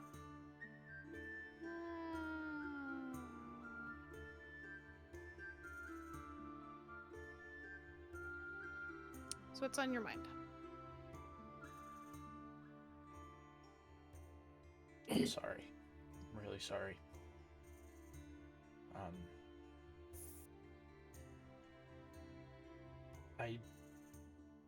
The spell I had used on you, and he's trying to come up with the words. Yeah, she's just standing there patiently with her hands in her pockets. The spell that I Waiting. had used on you, it's...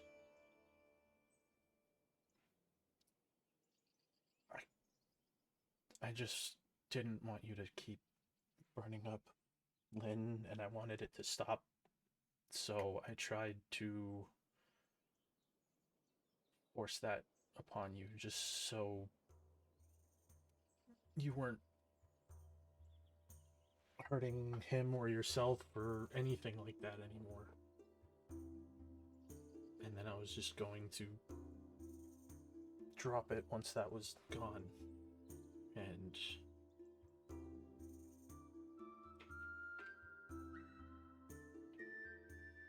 retrospect, I don't think that was the right way to go about it, but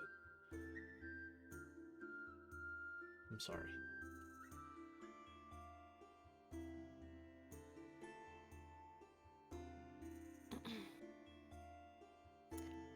She listens to your and like she lets you go without saying anything, without making a face, without anything, just patiently waiting for you to get out what you need to do.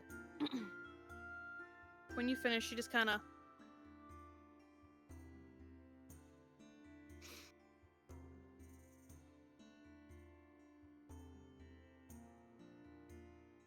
from what I know of you, in the year that we have traveled together, I don't think that you would ever deliberately do something that would hurt me. And I would think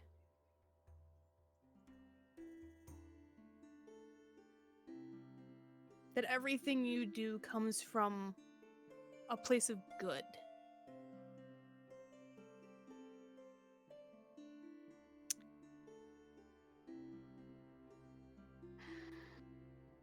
That being said, and she kind of like looks down at her feet where she like scuffs at the ground with her foot.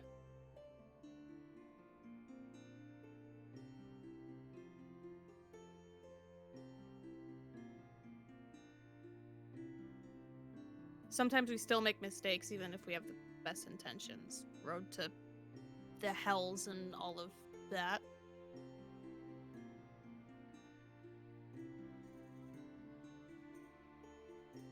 You are still my friend.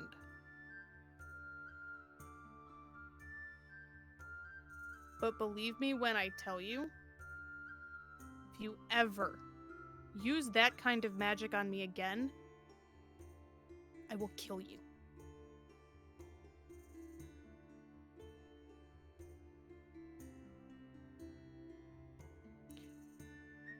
I know you're trying to help,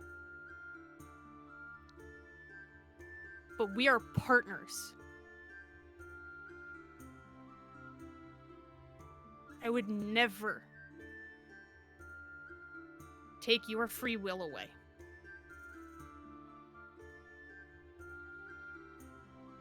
I can't, actually. Closest I can get is what I did to Brimstone, which you told me to never do again.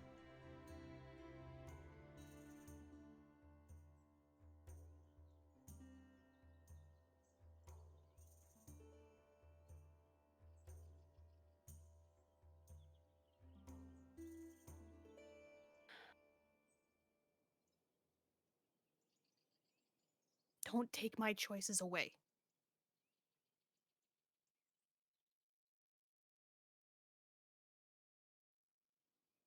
And she's gonna reach forward and take the hand that she cast Revivify into the ring. I gave you this because I trust your judgment.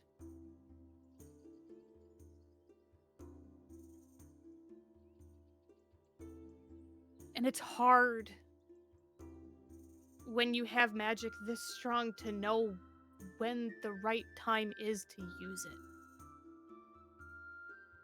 And I'm not just talking about Revivify, I'm talking about all of it.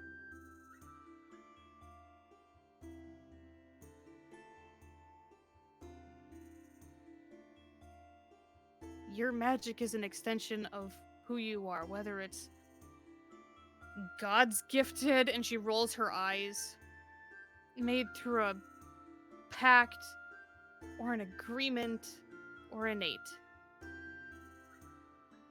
Divine, arcane, natural, it's an extension of who we are. Make sure the you that you're putting out is the you want to be.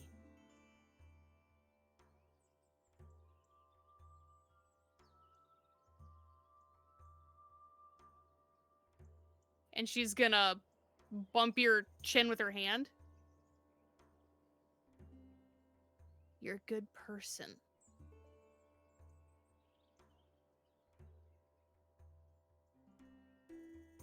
I'll be fine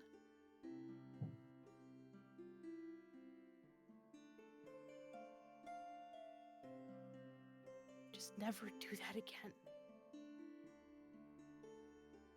And know that if you do, I've already told Cassian to counterspell you.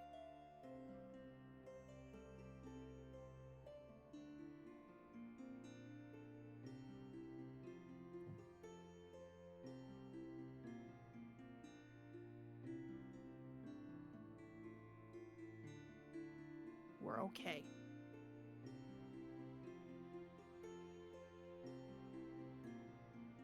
You know I don't lie.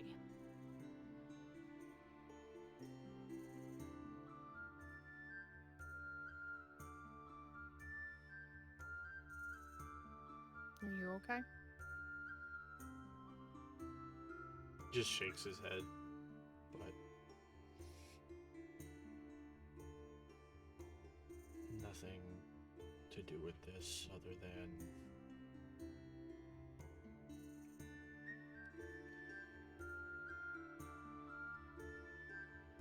I won't do it again. If it didn't feel shitty, I'd be concerned.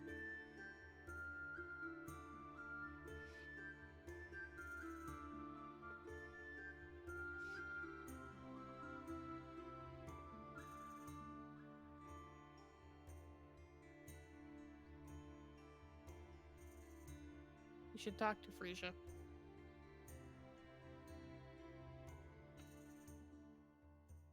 And this whole we don't talk thing.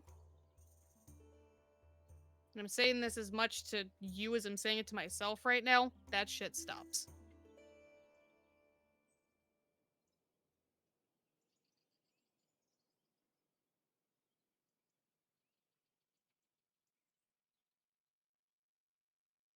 No more assumptions.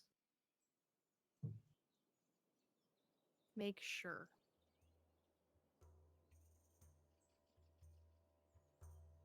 And if you don't know, she kind of motions back to camp.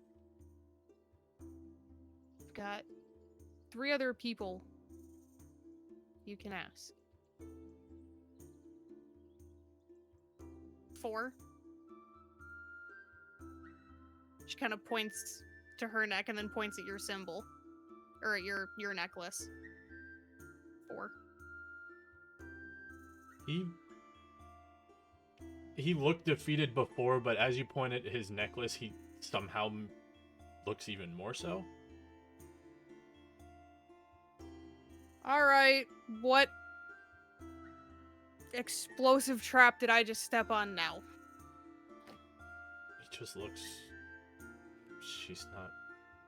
I haven't reached out, but she's not replying to me, so... Okay.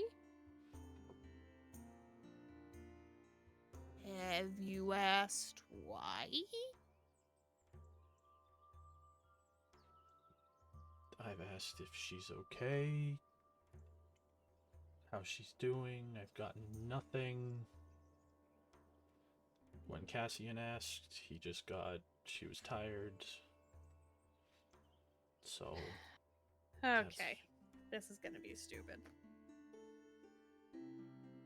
Do you want me to meddle? I don't know what I'm supposed to do No. here. Okay.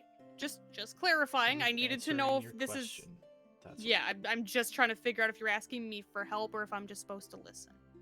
It's answering the question that you asked. It's not asking for help or anything like that. Okay.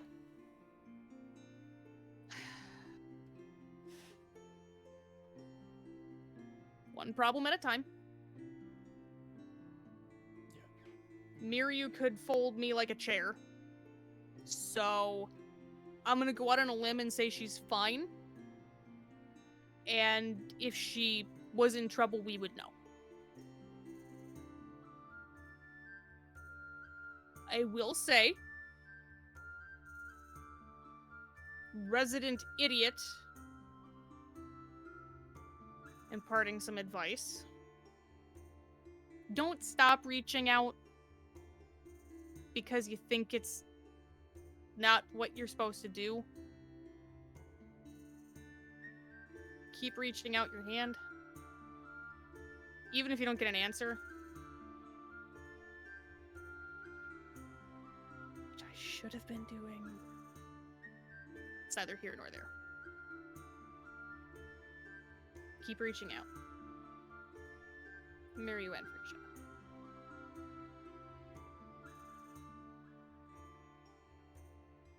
Because when you stop, that's a message all in itself.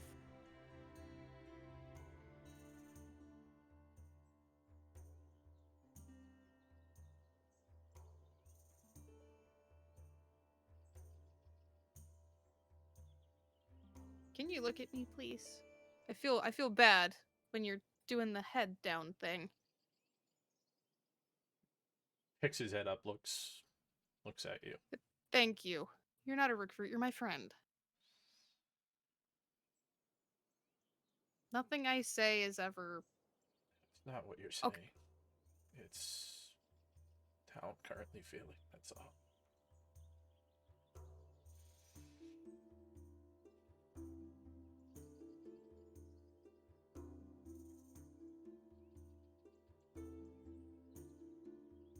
Would a hug make you feel better?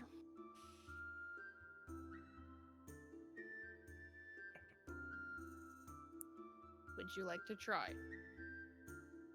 Sure.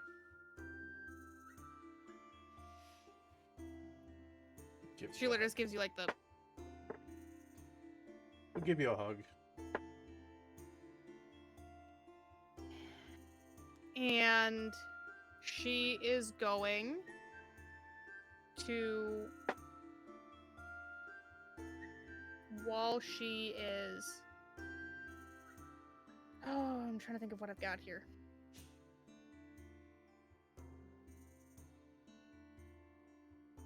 Yeah.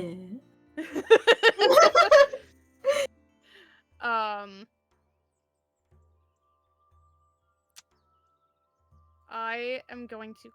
Oh, I did prep this. I am going to cast Bless on him. So... Any saving throws he has to make for the next minute, you get to add a d4 any attacks or saving throws. Woo! Mm-hmm. And I'm just kidding. And he And punches he Rattan in the face. He takes 3 steps, he clips a branch, he falls on his face. No, I'm kidding. And it's less like the purpose. It's less. She's not so much casting it for the actual like benefit. It's more the general like sensation of it. And you feel her magic wash over you. It's warm. It's gentle, like it's always been. And she just says, "I don't know if this is going to help. But even if this doesn't, consider this a reminder that I believe in you."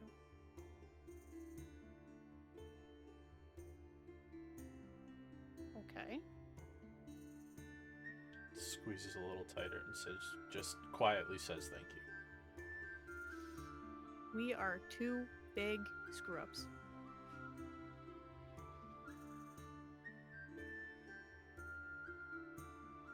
But I'm here for you.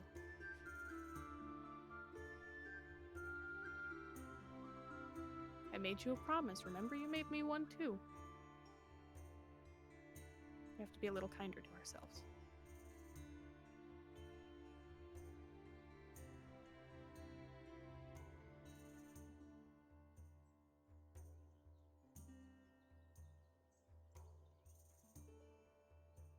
Now stop putting wrinkles in my shirt and get back to camp.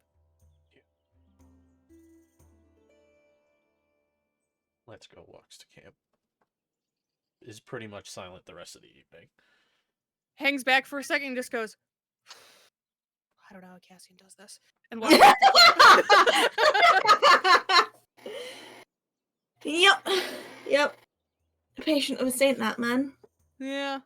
Sees Cassie when we get back to camp and just goes, You see Cassian and Lynn when you get back to camp. Both of them very quickly shoving something in their mouths and then swallowing hard to get rid of evidence, maybe. You're not sure what they're eating, but they were eating something. She's just gonna put her hand. She was starting to like give Cassie like the okay sign for how things went, but then puts up her hands and goes, as long as it's not poisonous, detrimental, I don't care. You got like a puffy cheek. From Lynn. If it was chocolate, I will be mad. And she goes and walks back over toward the horses. They just had exactly the same look. Yeah, you settle down. Night 9, day 10. Fuck off, Fern. He's like, I do 5 more sendings. Night 10. Okay, day 11.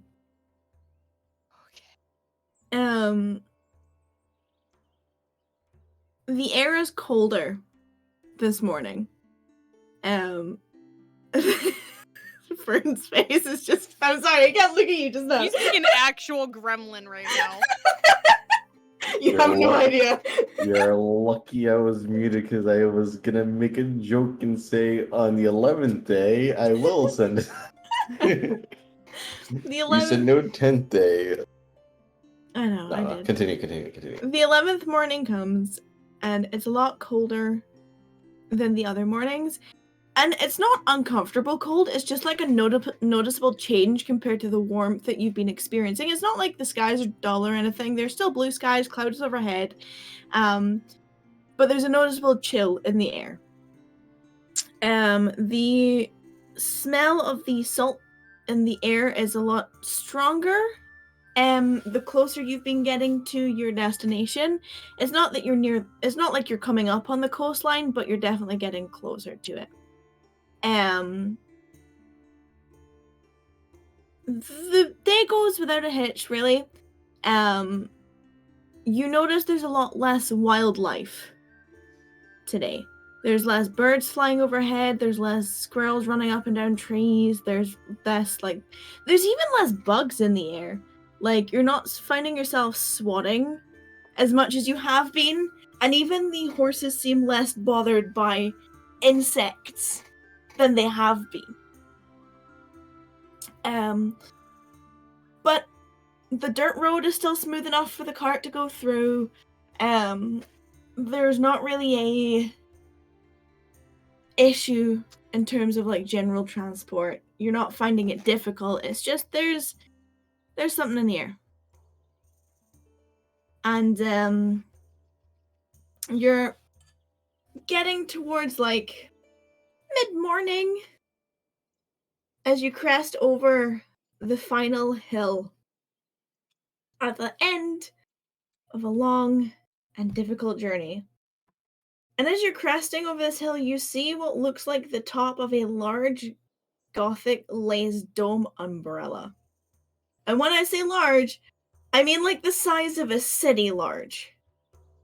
Hanging seemingly from nothing in the sky, thousands of feet above what looks like the sunken rooftops of a city, which look like it's towards the end of your day's travel away.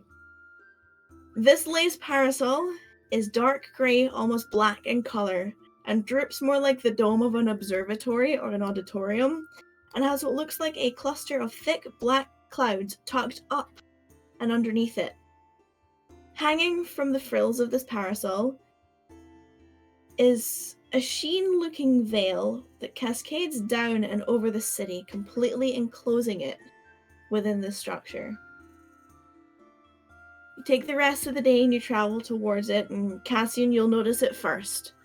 As you're approaching on this long straight towards this city, you notice the fold in this veil that splits, as if that's perhaps the way you get into this particular city. And it is nearing nightfall before you get there. It's probably around 8:39 p.m. And as you're getting closer through this veil, you see a faint glow of what looks like lights. However, the glow looks like it's coming from below ground level, and you're seeing the top of it as if you're over the entire city itself. Approaching the city, you see that this is in fact the case, and the city itself descends below you into the ground, and there looks to be slopes and steep stairs that lead from this vantage point to at least 3 different levels descending downwards.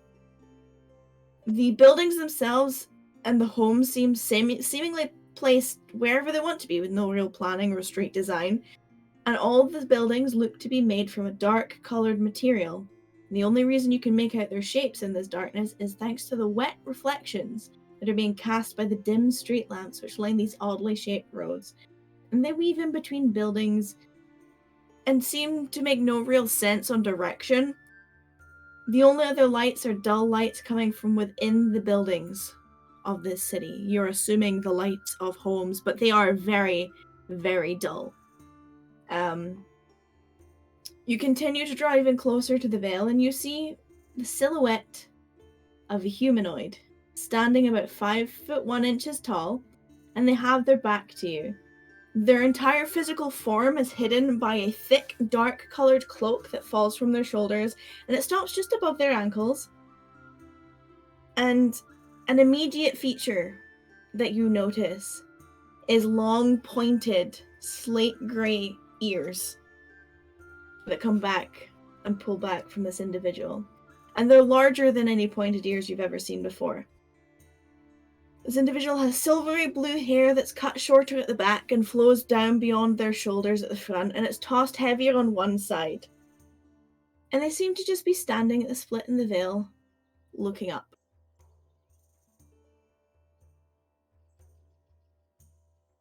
Do you continue to approach? I'm gonna cast like a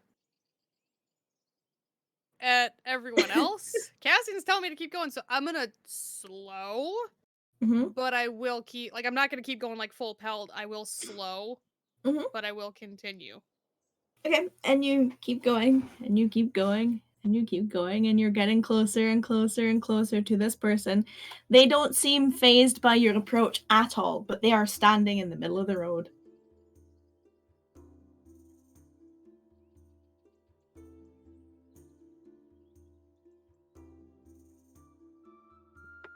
Fern, you're muted.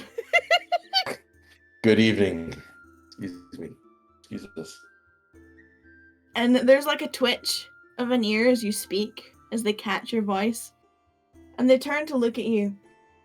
And when they face you, you see faintly glowing eyes. One is ice blue, and the other is sort of like a flame orange. But both of them have like cat eye slit pupils in them. This individual looks soaked to the bone, like they've just been in a rainstorm. And they turn to face you, and they kind of tilt their head. They're like, well, good evening to you too. Fancy meeting travelers on this road. Indeed. Are you? Sorry, Zoe. Are they like in the middle? Like where exactly are they? Are they just in the road? You're on the road. The road is headed towards the split in the veil. This person is standing directly in front of the split. Are you trying to figure out if you want to go inside or figure out if I want to go inside? I'm guarding this gate. Oh. Are I you live here. guarding? Oh, are you guarding for people to not come in or get out? I'm just told to stand out here and look out for people. Oh. Is it okay if we go in? It depends. What are you here for? Research mostly. Research into what? I mean, it's a bit out the road to come all the way over here. Well, I have a habit of trying to visit every library in this continent. And I like to see the library here. Well, you're going to be a bit disappointed. We don't really have a library as such. I mean, I'm sure people have books in their houses.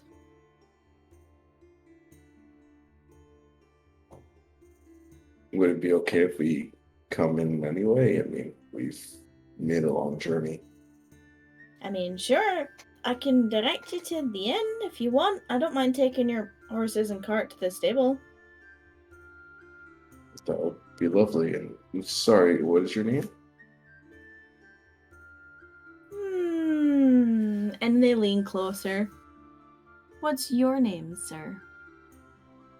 You may call me Cassie.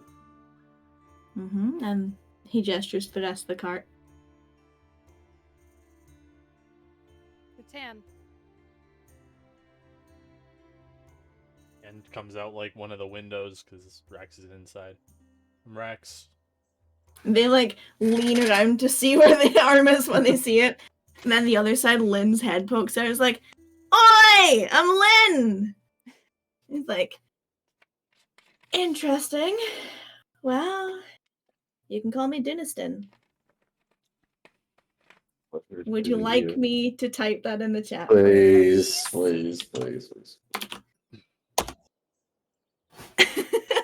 Yes, I was wrong from the start.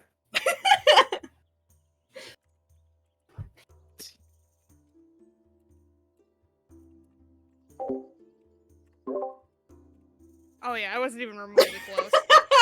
I wouldn't have got that one. It is a pleasure to meet you, Duniston. Would you be able to tell us? Would you be able to tell us a bit about here? A bit about Obsidian Vale. Well, he gestures up. Obsidian Vale. Other than that, 10 levels that descend lower into the earth. We have the pit, which is the base. That's level 1. All the way up to the Veiled Touched, which is up here, which is, for you, ground level, which is level 10. Various residences and storefronts and bars. We have a really good wine house. But other than that, I mean, it's just what was once a camp turned into a beautiful city. It always rains, and it's opposite to the normal seasonal changes in Ubari. So where it would normally be hot in spring and summer, in there, it's cold and bitter. And where it's normally cold and bitter out here, it's tropical storms in there. But it is always raining. Is that because of the veil itself? Or are there combinations of things? The veil itself is more of a protection. See, we don't really enjoy natural sunlight in here, so it's for our benefit. But the rain and the clouds definitely do give it that atmosphere. The dark and dingy tones that we all love. Oh, and do me a favor, if any of you so happen to be curious about the veil or anything in here, any kind of detection arcana will probably make you blind. And if you cast anything on the veil itself, you will be arrested and probably put to a murder trial. Rattan very quickly changes her mind on using Divine Sense once we get inside. So that when you say that, is like the identify spell affected, or are you more so like detecting magic? I wouldn't use either of those, sir. Okay, because identify is like not really a detection, but kind of is a detection. If So you can cast say that magic on our veil, you will be thrown in jail and tried on a murder charge. No, not on the veil. You said no detection magic inside. But identify, if I identify an object inside, that's different? I would advise you not to. Okay. I mean, it's not illegal to cast magic, but just avoid things that would be intrusive. Okay. See, that makes more sense now. Mm-hmm. I come up with this. I can understand that. Any Sorry, other I asked a lot of magical questions. restrictions that we should be aware of? I mean, like I said, it's not technically illegal to cast magic in there, but avoid it if you can. Preferably nothing that evokes sunlight. That would be lovely. We work very hard to keep it out. And he gestures to the veil again. Noted. Mm-hmm. It's an incredible piece of work, this thing. Hate to ruin it. That's what I. What is located at the pit? Well, the pit itself, you can find a bar, you can find most of the guild houses, you can find the jail, you can find just general foot traffic, but you can also find ankle-deep water. So that's entirely up to you. It is a very, very steep climb, though. Every set of stairs, every slope takes you down about 30 or so feet, give or take. And, it's more like a straight wall than it is a gradual, you know. So have fun climbing back out. Are magical pets allowed inside? They're technically not illegal. But are they technically legal? You can try and find out. So that's like not a very helpful tip, but you know what? I like the exploration aspect of this. I mean, if you wanted helpful tips, you could find a tour guide. Well, That's fair. it's very fair. Where are they located? His expression drops, and you get like a very cold, very tired glare.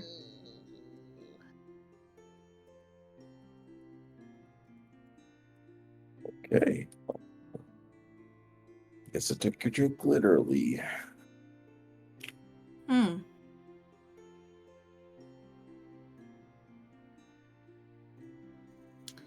Well, as long as you don't cause any trouble, you should be okay. Just know that this place thrives at night and is quiet during the day. The opposite of what's here and there. Mm-hmm. Catching on. Aren't you smart? Nope. Can I insight check this individual? What are you looking for? Did they have any like is this someone who would like steer newcomers wrong just because, you know, they can? Is this Just person like trustworthy? It's like a general vibe. Yeah, general vibe check. Mhm. Okay. I would like a general vibe check. Oh, that's fucking god awful. They seem entirely trustworthy. Great.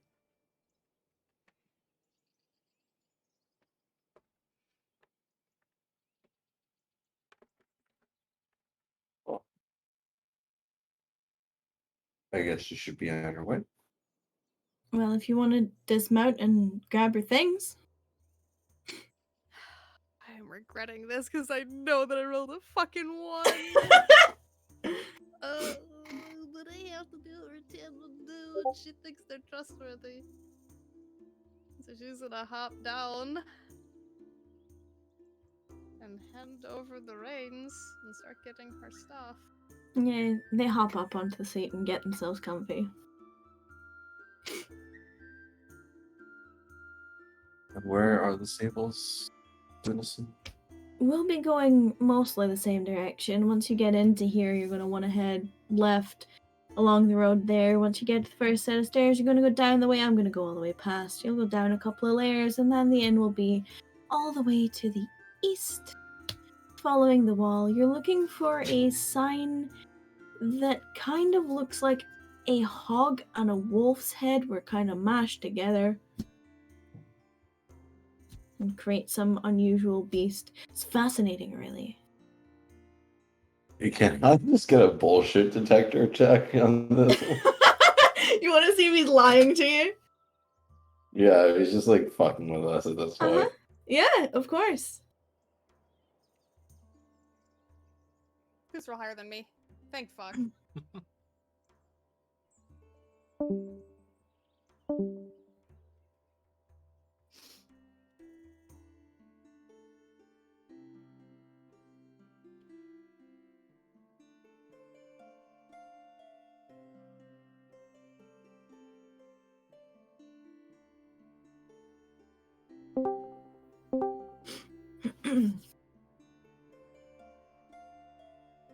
Thank you very much. I can't wait for it. It's really nice. Well, enjoy the rain, I suppose. You sweat. And they wave a hand across, and the veil itself unfolds and unrolls, splitting, giving enough room for the wagon to go through. He flicks the reins, and the horses pick up into a walk, and he leads them through the veil into the absolutely throwing it down rain. Like, immediately everything is soaked to the bone. Can't hear a damn thing over the sound of the rain hitting the carriage. Basically, yeah. Whether or not you follow the carriage is up to you. I'll follow the directions that he gave us, so we were going to follow the carriage for a little bit. So yeah, passing through the veil, you are immediately soaked by the pouring rain. The veil itself seems to have been keeping the sound and the visual of the rain hidden from you in some way or another. The rain is cold, and it's almost as if you're in an autumn downpour that soaks you to your core. You can see the puffs of your breath in the air as the breeze bites your now drenched skin, and it's a completely different climate on the other side of the veil to what it was outside. You do now, however, get a better view of Obsidian Vale itself, and what was initially catches you is the fact that you're stepping through onto a cobbled bricked roof, not a road, which it did look like from the other side of the veil. The roof has what looks like stone fences upon it and a stairway that leads down that might be to a street below, but you're not sure. It does, however, have gaps wide enough for the cart on both the left and right side that break off into smooth, dark, stone-paved streets. And there is a wooden signpost on the leftmost path, probably about 80 or so feet away from where you are. That is the direction that the cart is headed in.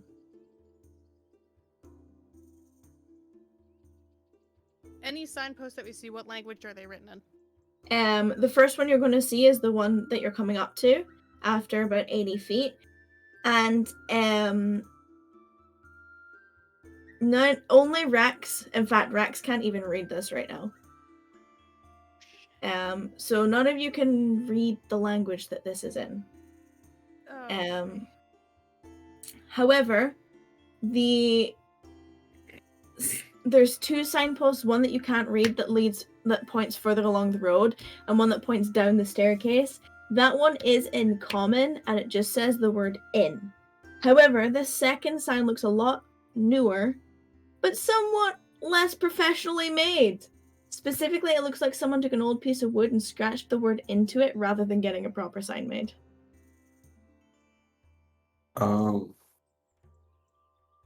Zoe, Mm. I have a different book on me that has a different language on it. DM me. Let me.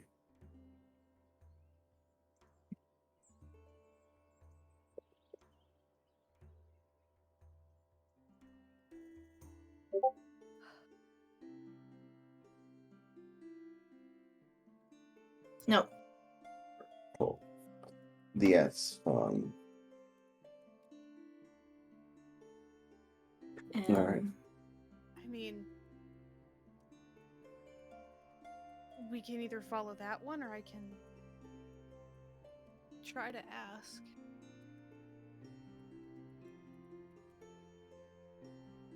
They are still going with your cart. They don't stop no, for you. She's not talking about them.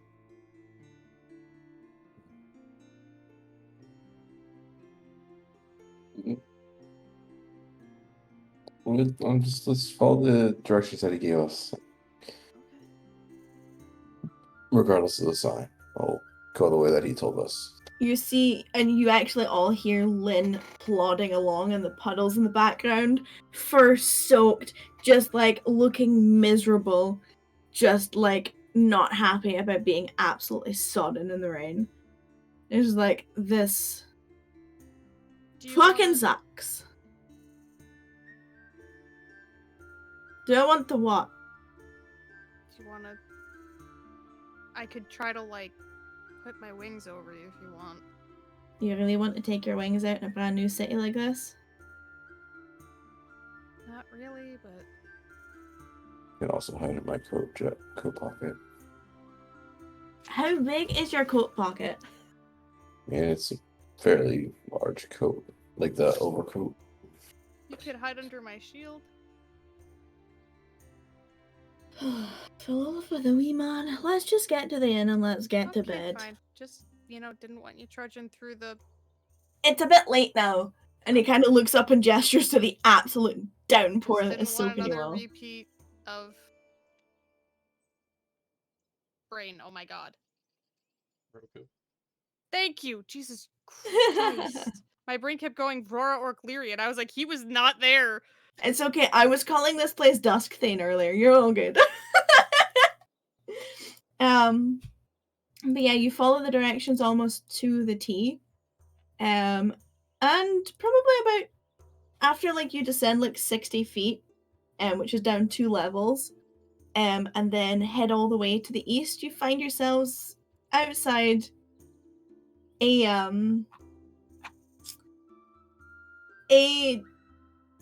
unimpressive looking building, to say the least. And all of these buildings are built with the same dark wooden dark rocks and bricks and things. They're all of them exactly the same, with the dark sort of shingle tiles that the rain is bouncing off.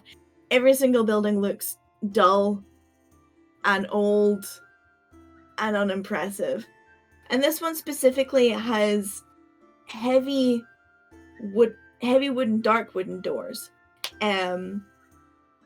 that are bolted with black bolts, both as decoration and to hold them to the wall. Stone cuts line the outside of the door frame and the slim window arches on the outside of this 2-story building. The glass itself is frosted, so you can't see through them, but you can see the flicker of warmth beyond them. Above it, you do see a sign with a picture of what looks like a strange mishmash between a hog's head shape, but with the fur, fangs, and snarl of a wolf, Oh, that's fucking unlike weird. any beast you have ever seen before. She just looks up at it. Well, that's gonna stay with me forever. What kind of sound it would make? Nope. Nope.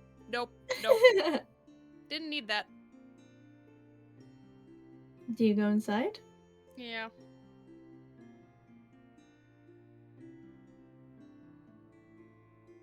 I will introduce you to this building in the new year. Yay! Oh shit. Hell yeah. We made it to the Vale. Welcome to Finally. Obsidianville! Yeah. Am I the drama? Oh boy! You know, Finally! You know, none of this would have happened if I was just like, oh, we should wait. There's probably gonna be some RP that's gonna happen in the next few days instead of just like rushing us, instead of just like getting into the Vale. Oh boy, it was a whole other full session of it. There's a whole other beast. I'm sure Zoe has like material prepared for like another 5 hours. Was like, Oh, yeah. yeah, no, Uh-huh. nope. Yeah. I have like 15 more pages of shit that I wrote. Hey, we made you have an easy it. New Year. You have an easy New Yeah. Year now. Yeah. Persephone, prepped. please. Oh, Oh, mostly.